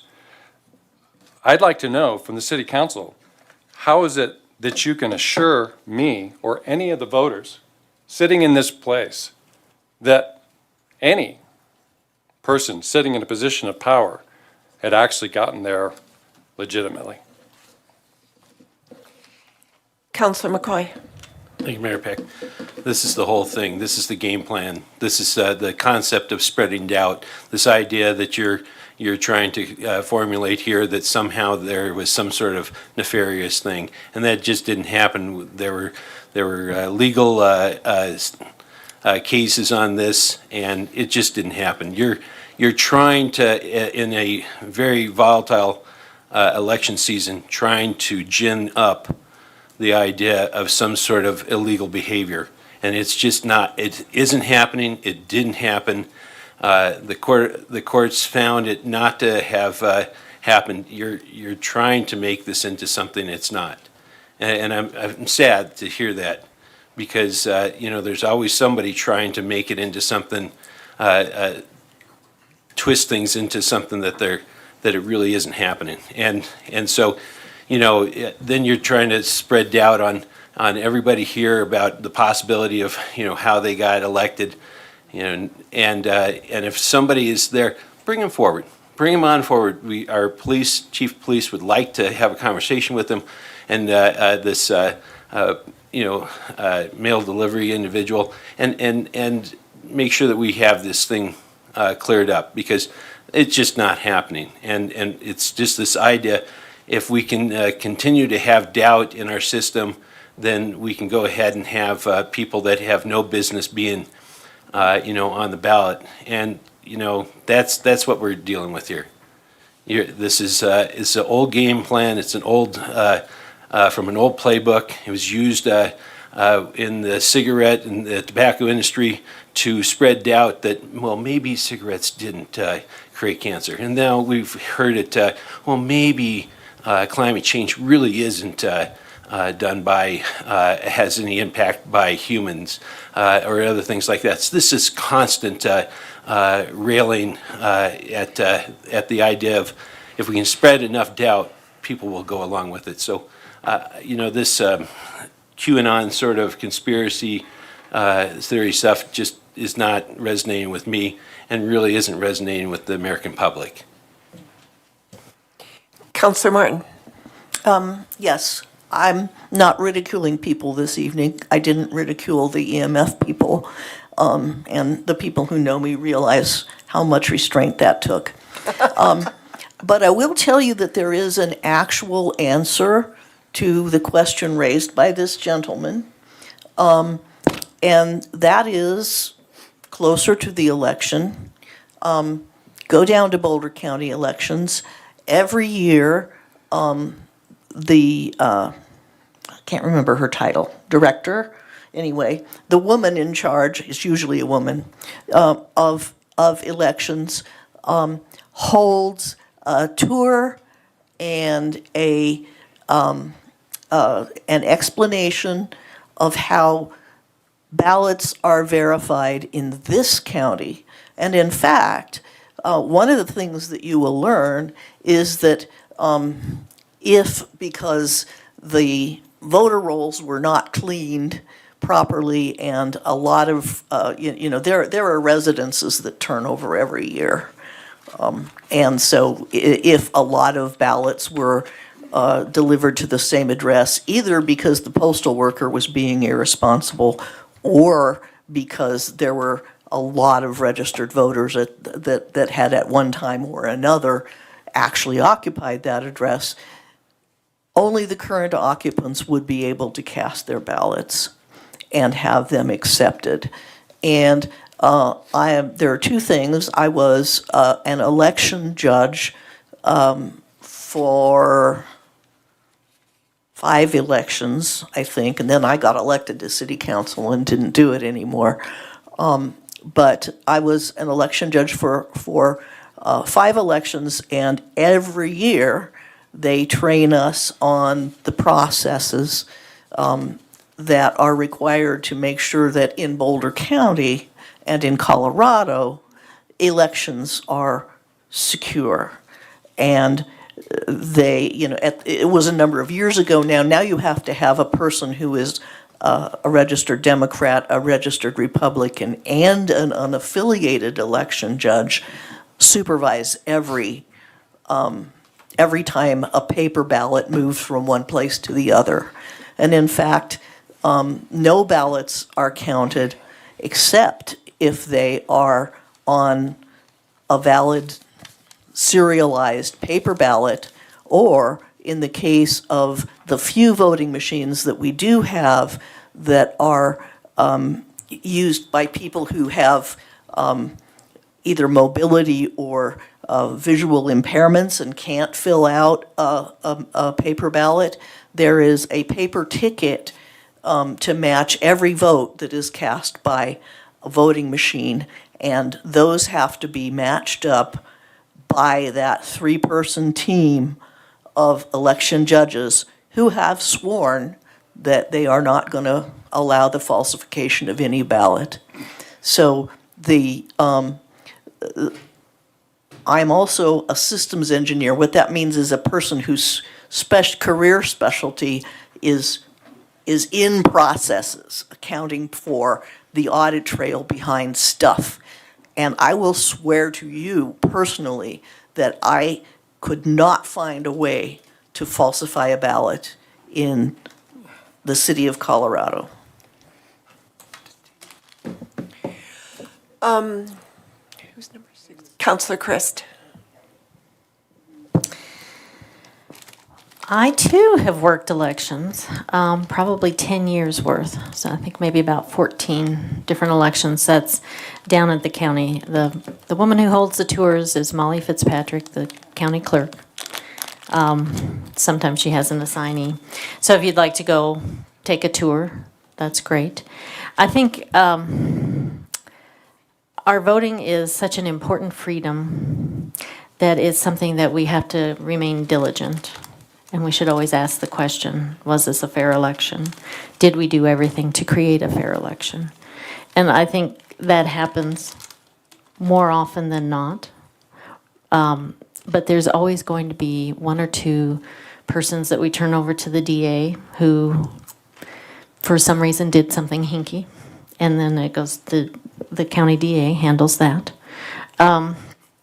So do your due diligence. Go down, watch the process, become a part of the process. And I think everyone should make it a priority that we have safe, fair, and open elections. And thank you for bringing that today. Welcome. Yes, thanks, Greg. But I have to say that your story about the 100 ballots, that is third-party, at this point, gossip, and that mailman should have gone directly to the county and reported it. I believe that he did. So thank you, and Yeah. thank you. It's all The- it's all fantasy. The next one is Gordon Pedro. It's all fantasy.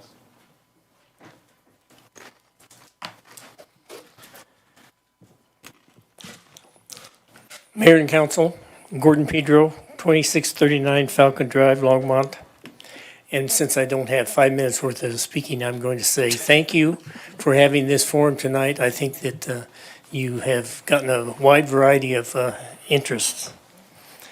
I understand that your February retreat agenda has time for you to debrief the 3 ballot measures that were soundly defeated by your voters in November. I would like to share a few thoughts for your consideration during that debrief. I will confine my remarks tonight to what I believe has been and is a critical need for the community, an additional recreation center. By an additional recreation center, I'm referring to a modern, enhanced version of the one at Quail Campus.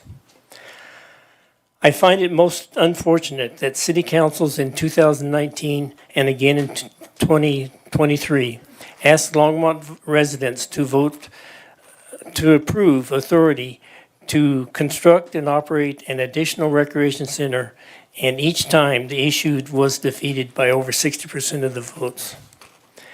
One might take these results to mean residents do not support an additional recreation center. I believe these defeats mean our residents are smart and only vote for issues that meet real community needs at a scale they can afford. They do not vote for every expensive want that appears on a ballot. I think most Longmont residents will support bonds to construct an appropriate, focused, and scaled recreation center. I hope your retreat, you realistically explore how to place before the voters a standalone, single ballot issue approving bonds to construct an additional recreation center. Please do it soon. Don't wait another 4 years. In my opinion, an additional recreation center is among the community's most pressing needs. It is not a want. I have heard most city council members of you say that the youth of our community is the future. Young people, the elderly, and all ages in between need a safe, uncrowded place to recreate. It might be easy as a council member to think the best approach to multiple community needs and wants is to put several issues before the voters and let them decide what to support. I believe there's a fatal flaw in this shotgun approach. It is unfocused and it fails to prioritize community needs. And it often leads to failed ballot issues. Residents elect you to allocate the community's scarce resources. They expect you to seek input from boards and commissions, friends, constituents, and staff experts. And then they expect you to appropriate the priorities for the community. I believe in the lack of focus by the city council on priorities and scale is why voters turned down the 3 ballot issues in 2023 and twice within 4 years rejected ballot issues for an additional recreation center. I hope you will engage with your residents and establish a Plan B for an additional recreation center in Longmont. And as I've listened tonight, I wanted to make a couple comments just very briefly.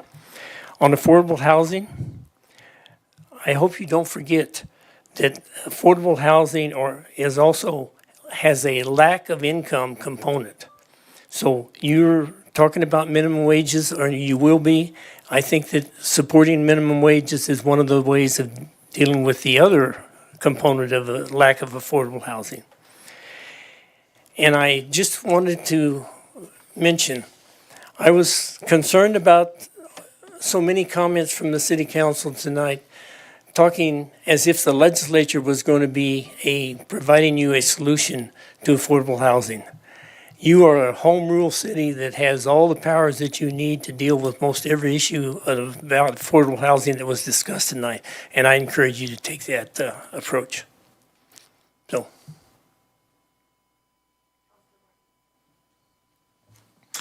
I believe that there are two issues that everybody needs to understand that are blocking some of the initiatives that the city would like to take care of with regard to affordable housing. And they are a non-functional construction defects statute that makes it too expensive for the city or any private developer to invest in building condominiums. Now I'm drawing a blank on the second one. And homeowners associations. If 20% of the single-family homes in Longmont built ADUs, we wouldn't have a shortage of housing. And that's something else that the home rule city has no jurisdiction over, is the prohibitions that home rule cities do. So let's keep that in mind, and not forget that there are reasons for a city to lobby the state legislature.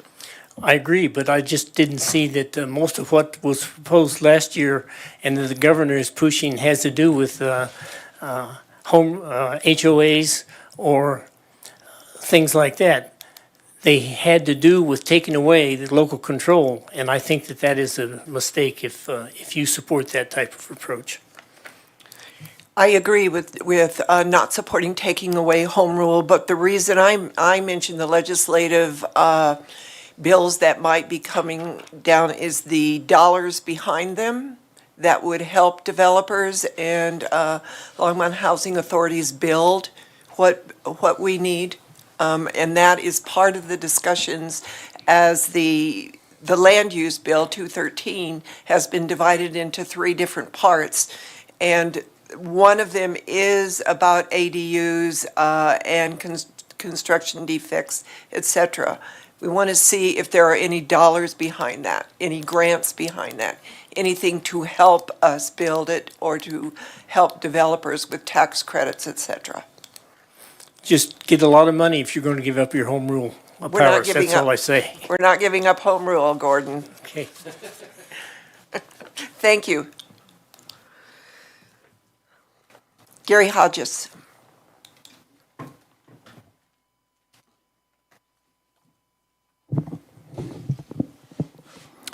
Thank you, Gary Hodges, 2148 Stewart Street.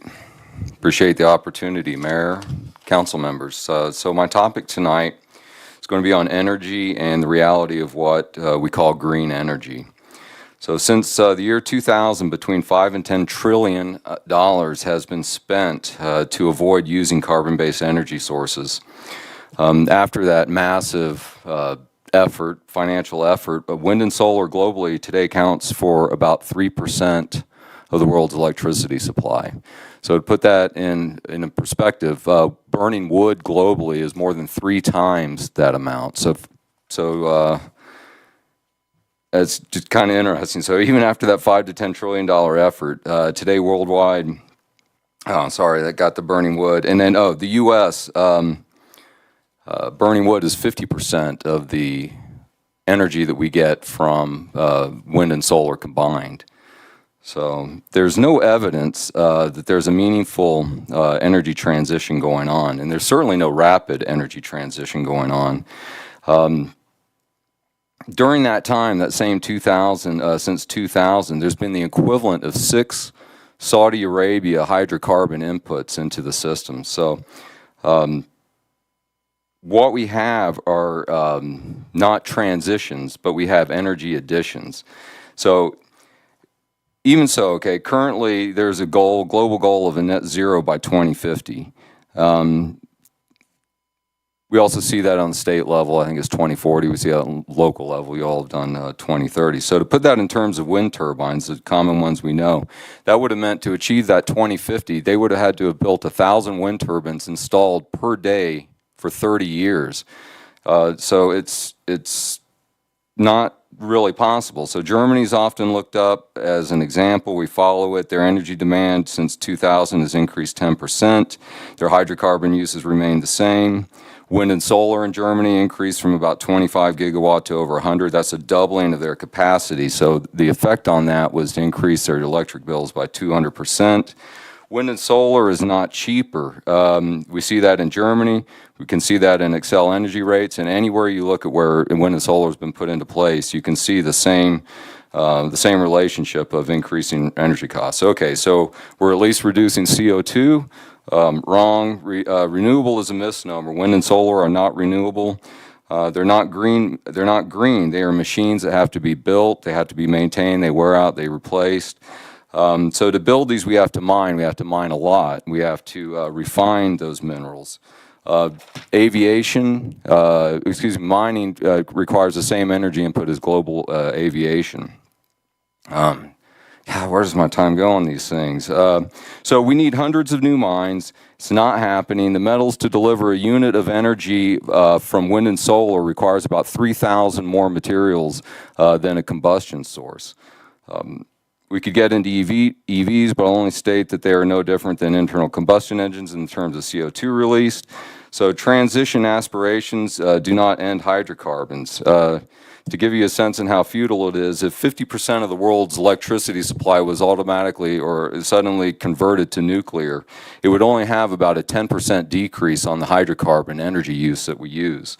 So if the problem is CO2, what we are doing, what Longmont is doing, is not a solution, and there's a decent chance it actually would make that part worse. And I get the sincerity. You know, we all want to believe we can, we can solve a problem that has been presented to us. I'm not celebrating any of this. I'm just trying to bring truth and honesty to the discussion table. And the actions that we're taking as a city will only have one result, and that's to make electricity more expensive. It's not going to reduce CO2. We won't have any impact on the global climate. It's just not possible. We talked about housing a lot today. You know, the housing also includes utilities. We talk a good game there, but then we gleefully raise rates, which makes the cost of living in Longmont more expensive. To lead one's life using fantasy as a guiding principle is one thing, but to make public policy using the same is a bad idea. It's just chasing a dream that cannot be realized, and it's worse than pointless. And so let's make good choices going forward for the people who live here and not spend our treasure on things that we have no control over. Whew. Okay, 11 seconds left. I don't normally just read, but I had so much stuff to say.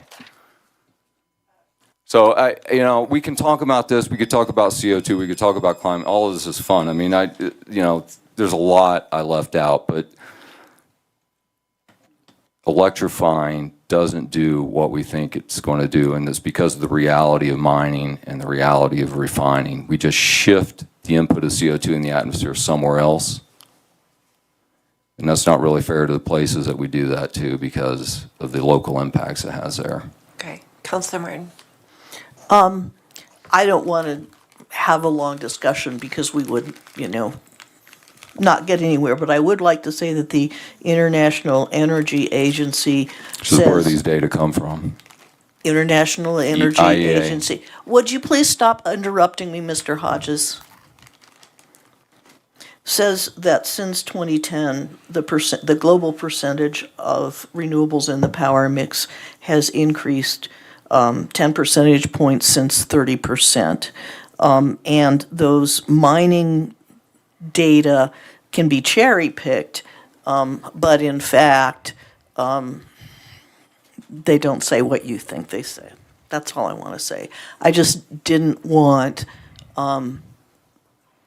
anyone to take away the idea that, what did you say it was again, that the global percentage... Which question or which comment? That the global percentage of generated electricity was... It's around 3% right now. Yeah, and why does the EIA say that it was 30%? Is their data. I heard what you said, and I don't think what you said is conflicts on what I said. You said it was a 10% increase from some number. You can email me your sources, Okay, but they said that's it's fine. to 30%. So 30% worldwide of energy generated now is renewable. Thank you. That's not true. Looks like we're going to agree to disagree. That's fine. Yeah. So energy power is really important, and we should just make good choices. And I'm going to be offering all of you a chance to learn more about this in May. And so as soon as it gets firmed up, I'll send an email out. Thank you for your time. Thank you, Gary. Dan Sorrell.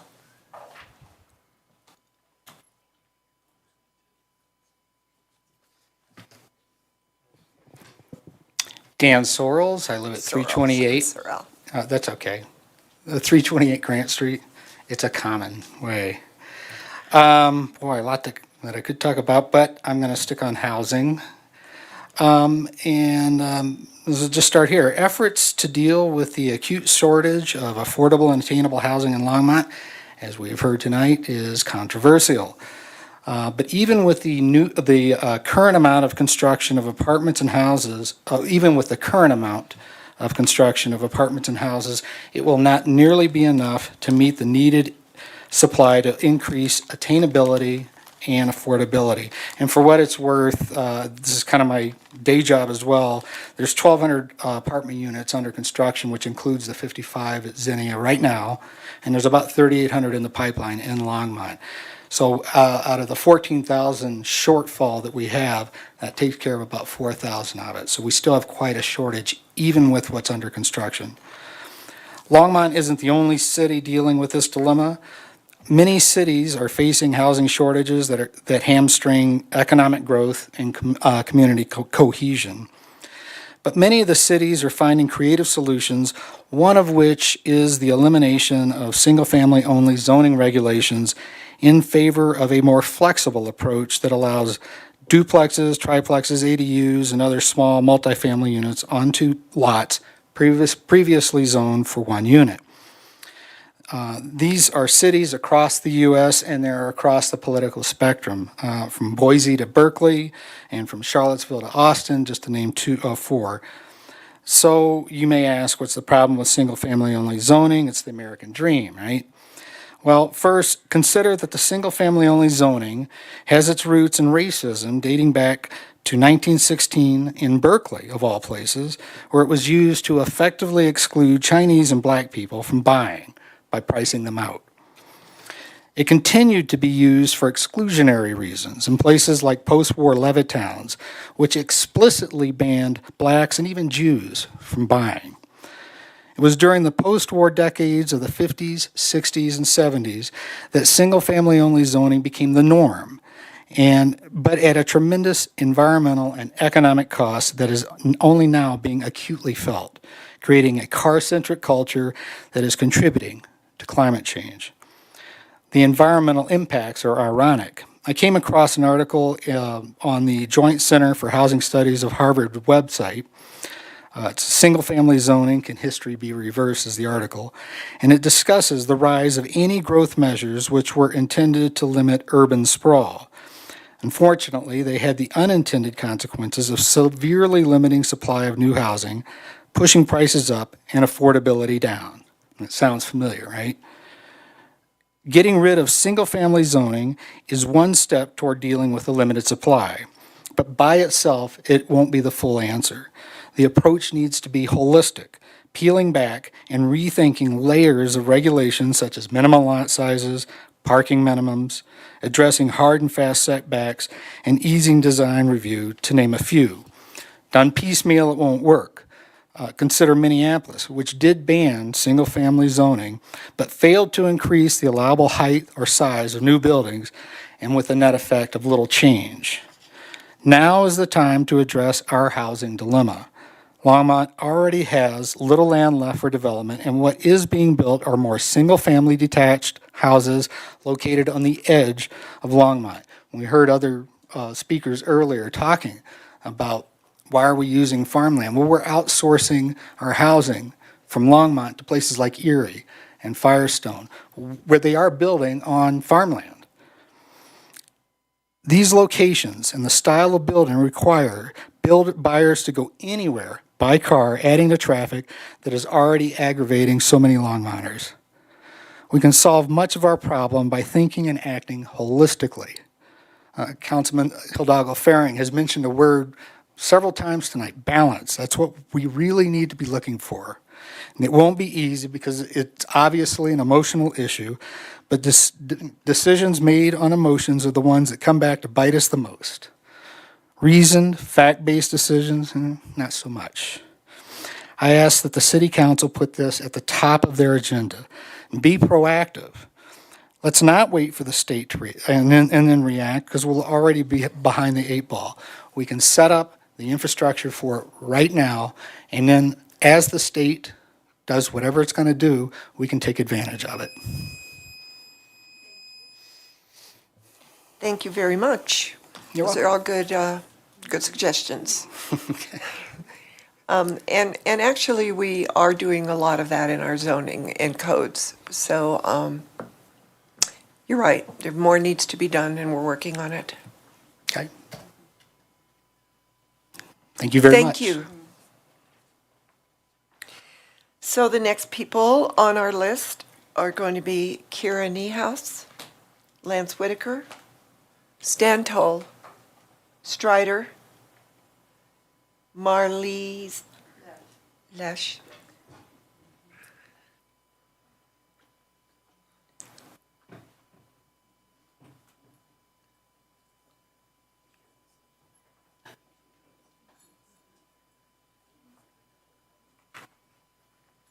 Hello, Council. Nice to see you guys. I'm extremely nervous as I have not talked in front of anybody probably since I was in college. Oh. So I was invited to come here tonight just because I have a little bit of a different perspective, although I do agree with a lot of what was said here and the agriculture and the 5G and all those things. Oh, do you guys want my address? Yes. Okay. Yes, please. My apologies. 1205 Pace Street, 80504.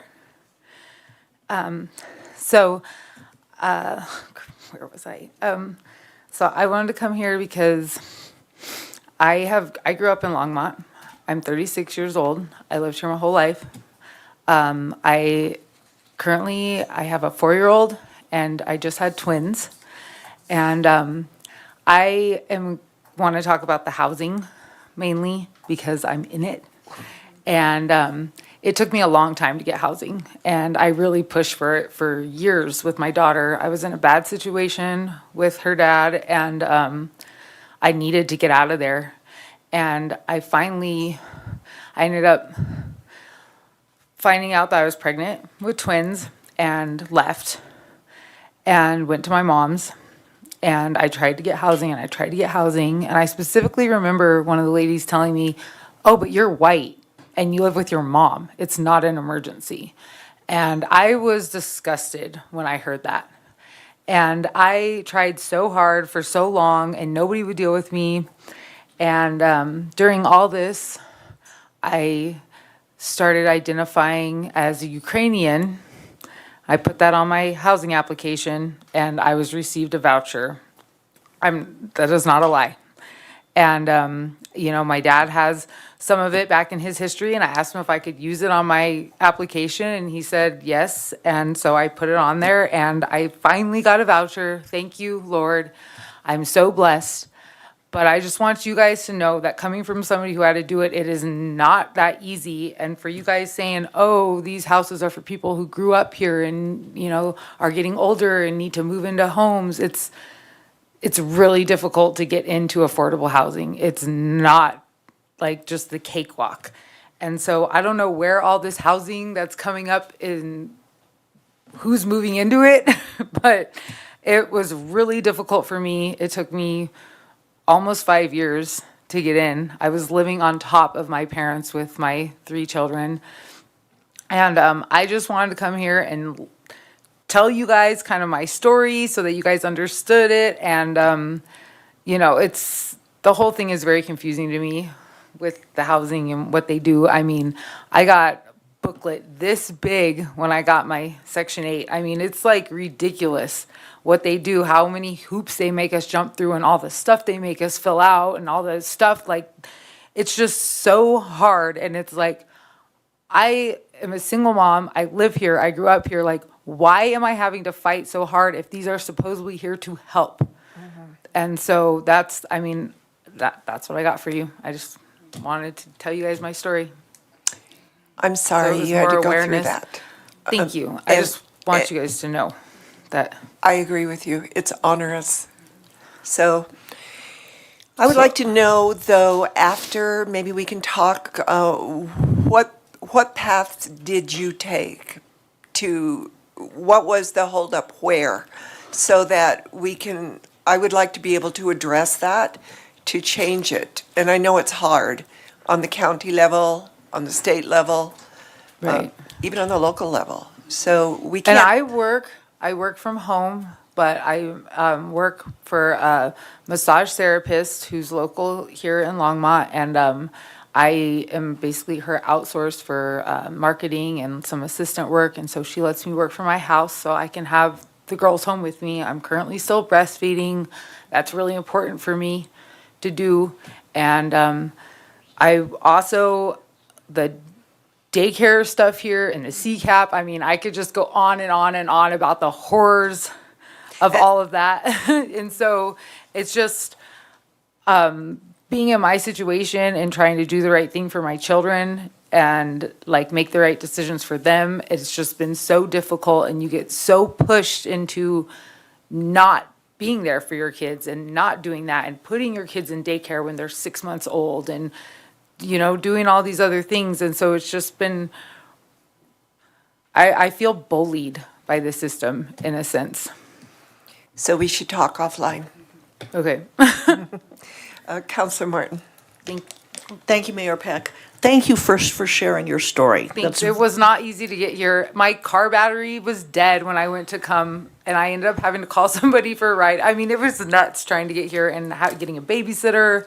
So, but I just want to make it happen so that you guys just have a different perspective of Yeah, and having been a single parent of an infant, I know how chaotic it is, and how when one thing changes, it upsets your whole routine. And so you have my complete support and sympathy on that score. They're all females, by the way, my children. So good for you.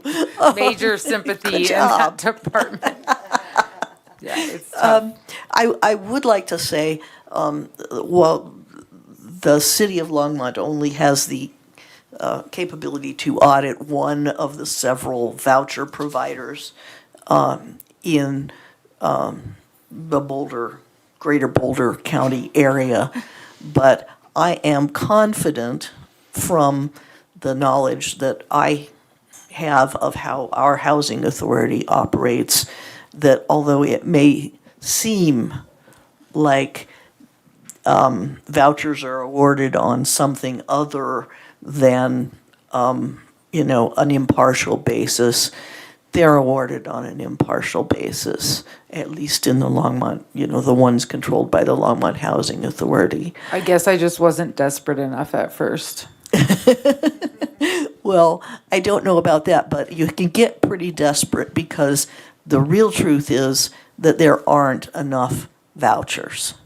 And, there is a tight bottleneck on them, and we can only give away the ones that are real, that can be funded, and that money comes from the federal government. I do remember when I first got mine that they called me before I came in and told me that they ran out after they already told me I could come in. And then I was like, what? I couldn't believe it. I felt so, it was like heartbreaking. Yes. And then I ended up getting the call later, and they were like, oh, we happen to have a couple pop up, so you can come in. But yeah, it was pretty die hard to Yes. get that. So. And, yeah, a lot of people don't know things like you need to reapply every year. A lot of people think otherwise, that if they applied once, they stay in the queue forever. So, yeah, it is very hard. And I'm glad that you persevered and got there. Yeah, it was tough, but thank you guys for listening to my story. I appreciate your time. Thank you. Oh, whoops, we have one more. Kira? Councillor Yarbrough would like to speak. Okay, thank you, Mayor. No, you don't have to. You can stay right where you are. I just want to say that I can relate to you 100%. I myself am a single mom, but all my kids are grown now, so they will get grown. It's okay. I have 2 girls and 2 boys, but I just want to say thank you for being a Lone Monster and staying here. We do understand the hoops and what it feels like. I myself was a property manager, and so those vouchers come from the government, although I know you think, a lot of people think that the city have control over what can happen and what doesn't happen. But when you apply for those vouchers, there is a system and they have to follow, the city employees have to follow what the government, what HUD requires. And so I just want to reassure you that it wasn't, hopefully, I know it may feel like that when you're in, when you need that support and when you need that help immediately, that the city do whatever they can at that time. And so thank you for being the strong one and getting out of that situation that you were in. And thank you for raising your beautiful girls. And thank you for being brave enough for coming tonight, staying here the entire time, being nervous, speaking up. And I just want to say, I hope you come back and speak on other things that may be going on in the city or that affects you and your family that we need to hear about. Okay? Food tax. Okay, well, see, that's it. That's why we have this, thanking the mayor to have this open forum so that you all can come and speak what your truth is. And I want to just kudos to you and thank you and all those who signed up and came tonight. But I know how difficult it is to speak up when you really don't. And it is important for us to know that and hear your story. So I just wanted to let you know that our housing authority we're here for you. And I don't want you to feel that way, but thank you for speaking up about your situation so that our city employees can hear that story and see where the gaps or disparities may have been, okay? So thank you so much. Kira, this clerk has a form for you to fill out for rebates on different things that will help you.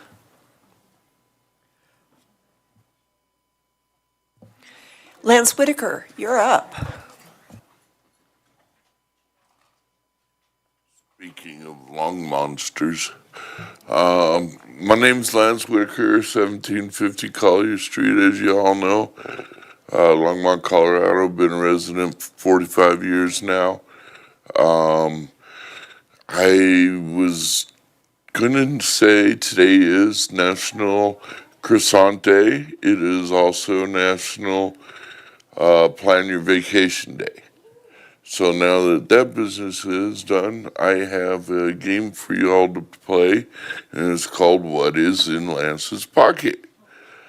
Now, this item that is in Lance's pocket would not be in Lance's pocket had the government not lied to us about cannabis and its history. Cannabis has been one of the earliest medications known to man. Not until Prohibition was it illegalized. And due to Reefer Madness and the Stamp Act, it was continually made illegal through those actions. But what I have in my pocket would have been environmentally sound not to have.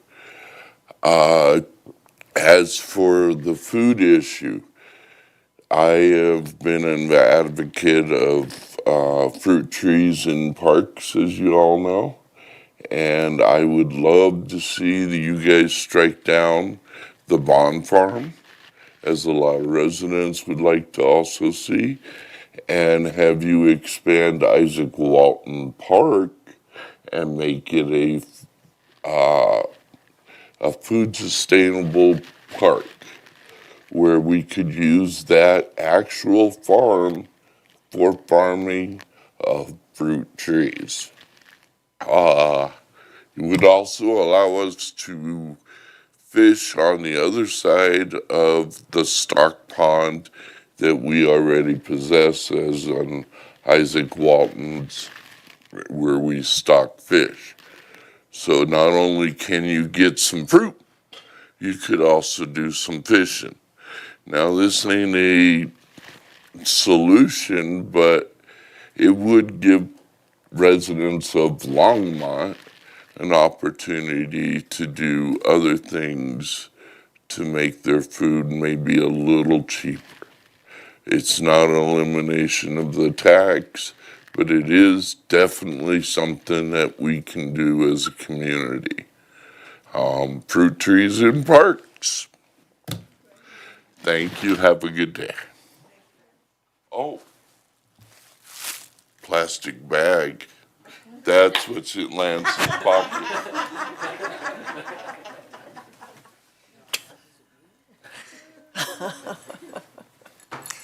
We needed that, Lance. Thanks. Marlies? Of course.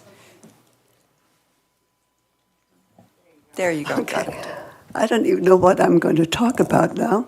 Of course, I have two main issues too, but it's so much more. It's actually global. And I realized after everything I've heard, first of all, I must applaud you and thank you for even serving in this capacity.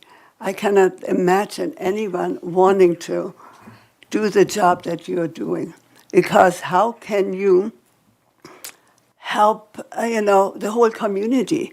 Because this is not a Longmont issue. This is a global issue. This is a U.S. issue.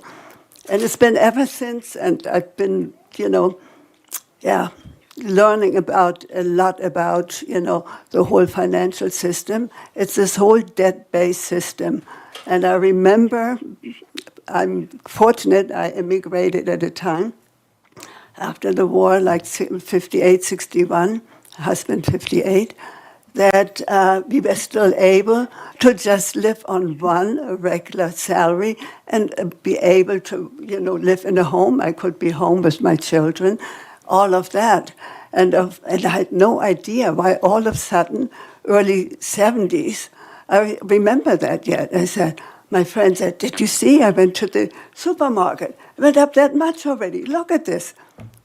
And of course, only decades later, I learned that's when Richard Nixon took the gold standard, the rest of the gold standard of the dollar, and that free-floated it around the world.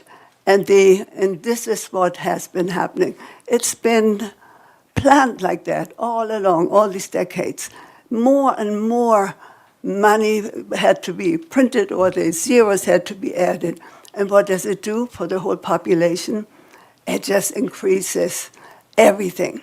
So the housing issue, it's not a Longmont issue. We know that. And that's why it's so difficult for you to really, do the right thing for everyone. Because there are, and I love the fruit trees. Over in Germany, we have fruit trees everywhere. I mean, just along the highways and the little, roads going into villages. We could just stop. I could bike anywhere and stop, pick fruits. And the fruit is the most expensive because you cannot even get the organic, which is healthy, a lot of it, because I tested with kinesiology. So you cannot even trust that. And most people don't know. And the same thing with the smart meters. I'm very familiar with that. I'm also very, very sensitive. Actually, when I was sitting in a little office with, even touching the mouse or taking the cordless telephone, I would get like a electric shock, and I saw like a spark even. I couldn't even touch it. And then I found out that was over in Germany. We were volunteering for a year. That there was a police station with all of those Wi-Fi's and, all the electrification, and then the firehouse also down the street. And that really put a load onto everyone who lived there. And I had a headache from morning till night until I called my friend. How many people can afford $1,000, $2,000, $3,000 at that time to use a technology that would safeguard me? Otherwise, I wouldn't have been able to volunteer there. So it was gone within 2 days after he installed it. That's how many people can afford it, but how many people would even know what made them sick or where it's coming from. Most of them are not even aware of it. And that's the same thing with putting these smart meters in. People were not notified necessarily, but they don't even know why it is a health hazard. And it's a lot more than just us personally.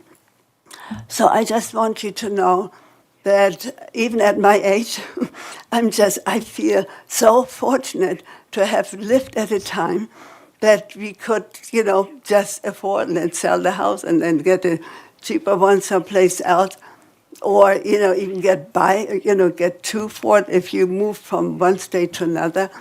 No wonder people are usually forced to move only in order to be in a cheaper area. I mean, none of that makes sense, but it is, if we know about the global agenda, I'm sure there are people all around the world who know about the ones who are pulling the strings. It's not you, it's not our governor, it's not even what you call a president. I don't even call him a president, whoever, because they're all puppets, whether it's in Germany or anywhere. Yeah, I didn't time it. I figured you can just stop me when it's 5 minutes. But I'll tell you, I pray a lot. I wish you all the best because we all need it. We need mainly prayers and believing in the good because it is happening. I'm working as a volunteer globally with a spiritual healing group. And there are a lot of wonderful movements for the good that is going to come down the pipe. So we have to believe in that. Thank you. Thank you for the messages. Ross Starrett, Steve Altschuler, and Vicki Kirsch. Oh,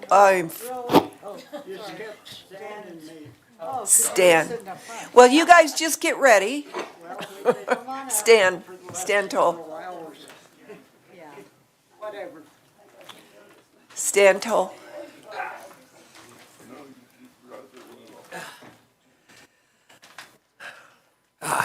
Mayor Peck and council, it's amazing that we're even still awake.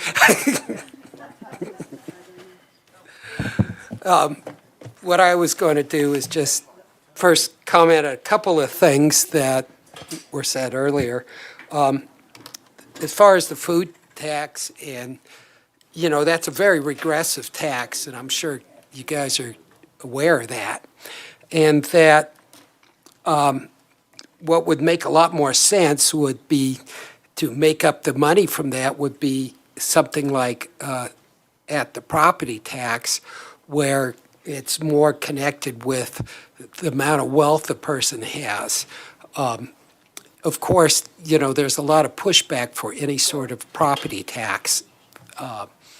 But what I would suggest how it would be done is to make it that, let's say, I think we have to have votes on this, but a property tax would be directly connected with getting rid of the food tax. And with the information about how much this is going to cost, that, let's say, for the average person, it's not going to be an increase, but it's going to reduce the stress on people that are having trouble even affording food. The other thing is I actually have had this discussion when I've come up to council before, is that when we have elections, we need to avoid having the most people showing up to vote being the dying baby boomers. Particularly the ones that are getting very, very close to that.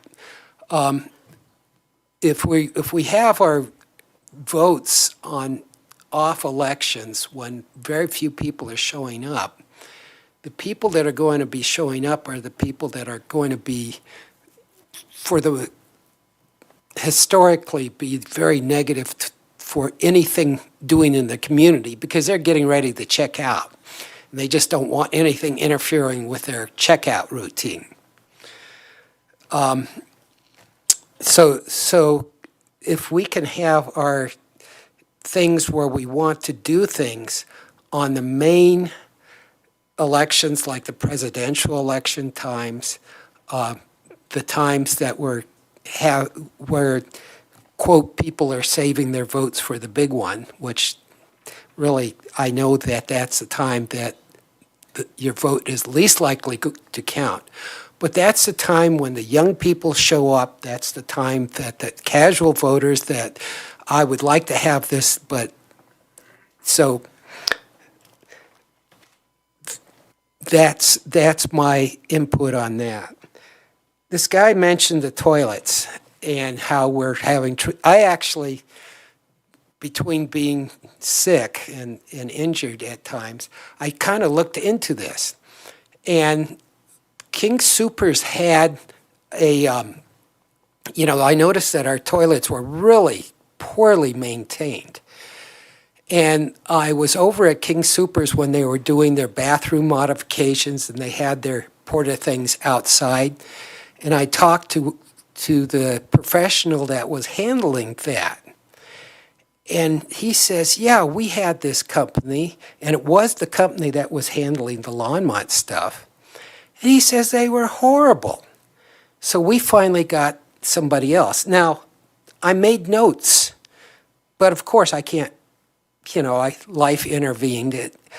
I would suggest contacting King Soopers and find out who they replaced their porta potties people with.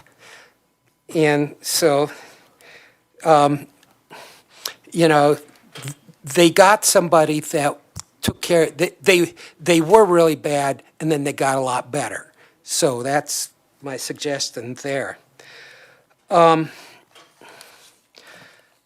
other thing is, of course, the housing situation, and we need to get rid of a lot of our regulations like some people have talked about. But what I was going to mention to you is that there are people that, they're going along and all of a sudden what's happening, they get kind of disabled and they really don't have incomes over like $800-900 a month. And so the last thing is that there's a lot of people who can't be allowed in the shelters. We need to have places for these people. Okay. Thank you. I wanted to ask you, is checking out the same as a bucket list? Well, it's not the same, but it seems like they don't want to spend any. Well, and of course you get afraid because you don't know how long this checking out is going to take. So you want to save every single penny. Thank you, Stan. So Ross. Oh, Strider, how can I forget you? Come on up. But the other three can come down and sit and get ready. That's Ross, Starrett, Steve Altshuler, and Vicky. I see Vicky. Steve is no longer here. He's left the building. Strider Benston, 951 17th Avenue. Referring to a previous speaker, there's a pink one, and a green one, and a blue one, and a yellow one, and they're all made out of ticky-tacky, and they all look just the same. That's Levittown, and almost every one of those communities after World War II had redlining or restrictions against black people and Jews and anybody they didn't want there. And that's kind of how the, modern America got built. And then after the 70s, then builders would only build mega mansions. So smaller housing got thrown off the map because all the money went into building mega mansions. But anyway, somebody mentioned the election thing. I've been an election judge here 3 times, I believe it is. And I've spent my whole life, fighting for democracy and justice. I got knocked out twice on Bloody Sunday. I was right behind John Lewis on the bridge in Selma. First time I registered to vote was in Selma, right after I a lot of things going on. But, Churchill said, democracy is the worst system except for all the others. And yes, democracy is corrupt because corrupt people get in. But autocracy and dictatorship is totally corrupt, 100%, and there's no oversight and no way to deal with it because they rule by violence, intimidation, and now what they're doing is abolishing history, abolishing education, and I have a master's in philosophy and history and humanities and political science, so I've never been able to have a job except for heavy labor, because the people who run the system, just like Vincent van Gogh said, they have other ideas than myself. So I've never been allowed to have that kind of work. Climate catastrophe, it's a difficult subject, but the only way to deal with it is democratically, because you put in dictatorships 100% corrupt, and they will always go to where all the money flow to themselves is. And that's how the game works. In this country, all right, I have quoted before Goebbels, Hitler's propaganda minister, back before he took power in 1928, he advised Hitler, he said, no policy, chaos. Chaos is the best policy. And that is exactly what the former president spent. One thing he studied in his whole life, aside from stealing, not paying workers, not paying taxes, and all of that, is Hitler. He studied how Hitler took power, and that's exactly what was going on. And what they're doing now is chaos to destroy the structure of our democratic republic. Franklin said, somebody asked him, what kind of government do you have? He said, we have a republic if we can keep it. We're under the greatest threat right now today than we've been in 164 years since the Civil War. And it's all intentional on that part. And to abolish the, human rights, women's rights, labor rights, environmental rights, all the way down the line, it is formal policy on the part of the Chaos Caucus, and their intention is to destroy our parliamentary, our democracy, our Congress.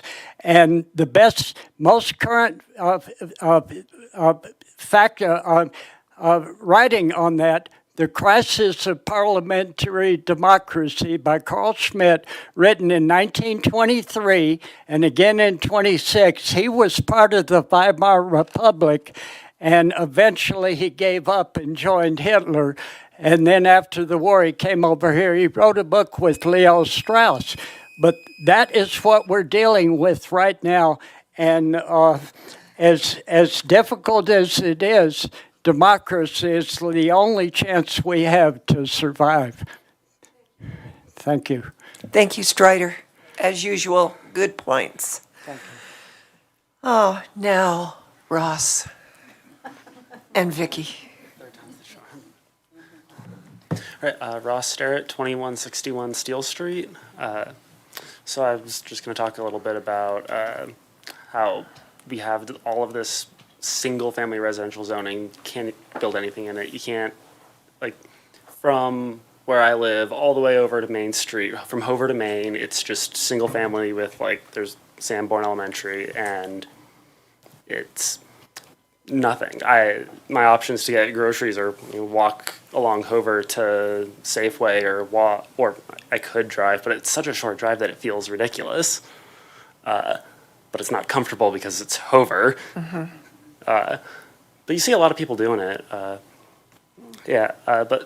I think that we could probably do a lot better in building our urban environment if we let people build, slightly more units on their land. Like instead of one house, you could have a duplex or maybe like 3 townhouses right next to each other.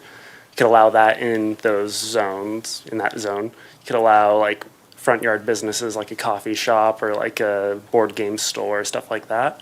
Things like that could really go a long way for helping us not need to drive as much. It would help people be able to live closer to the things that they need. It would bring down people's daily costs by doing that.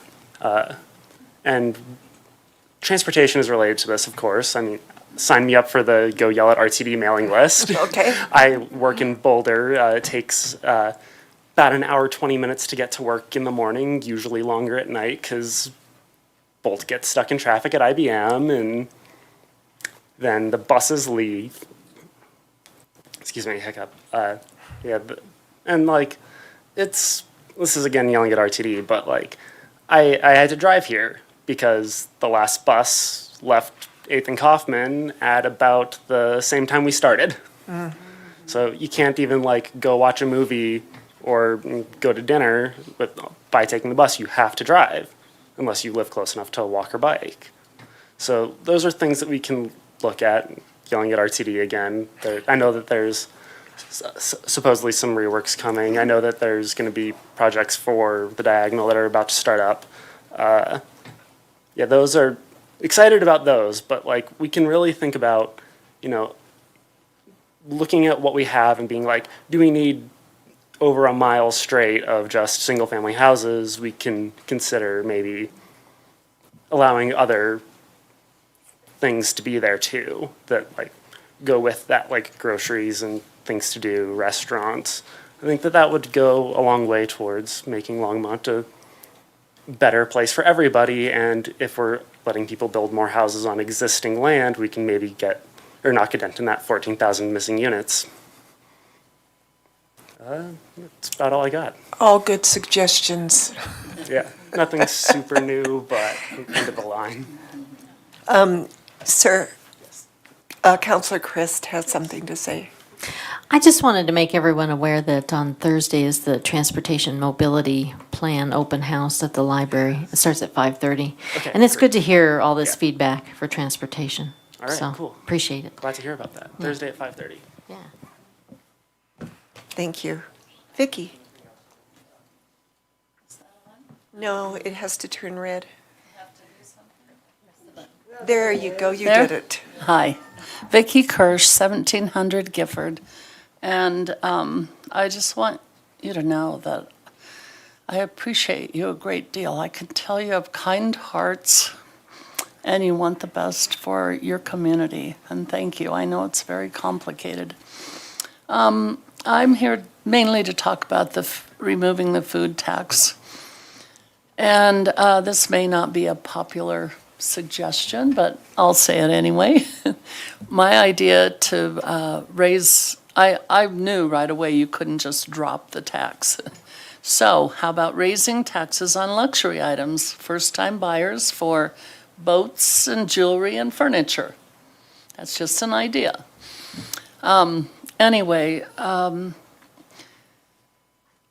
Unfortunately, I think food is a very great issue right now, and it's going to become more so. And they're talking about food security.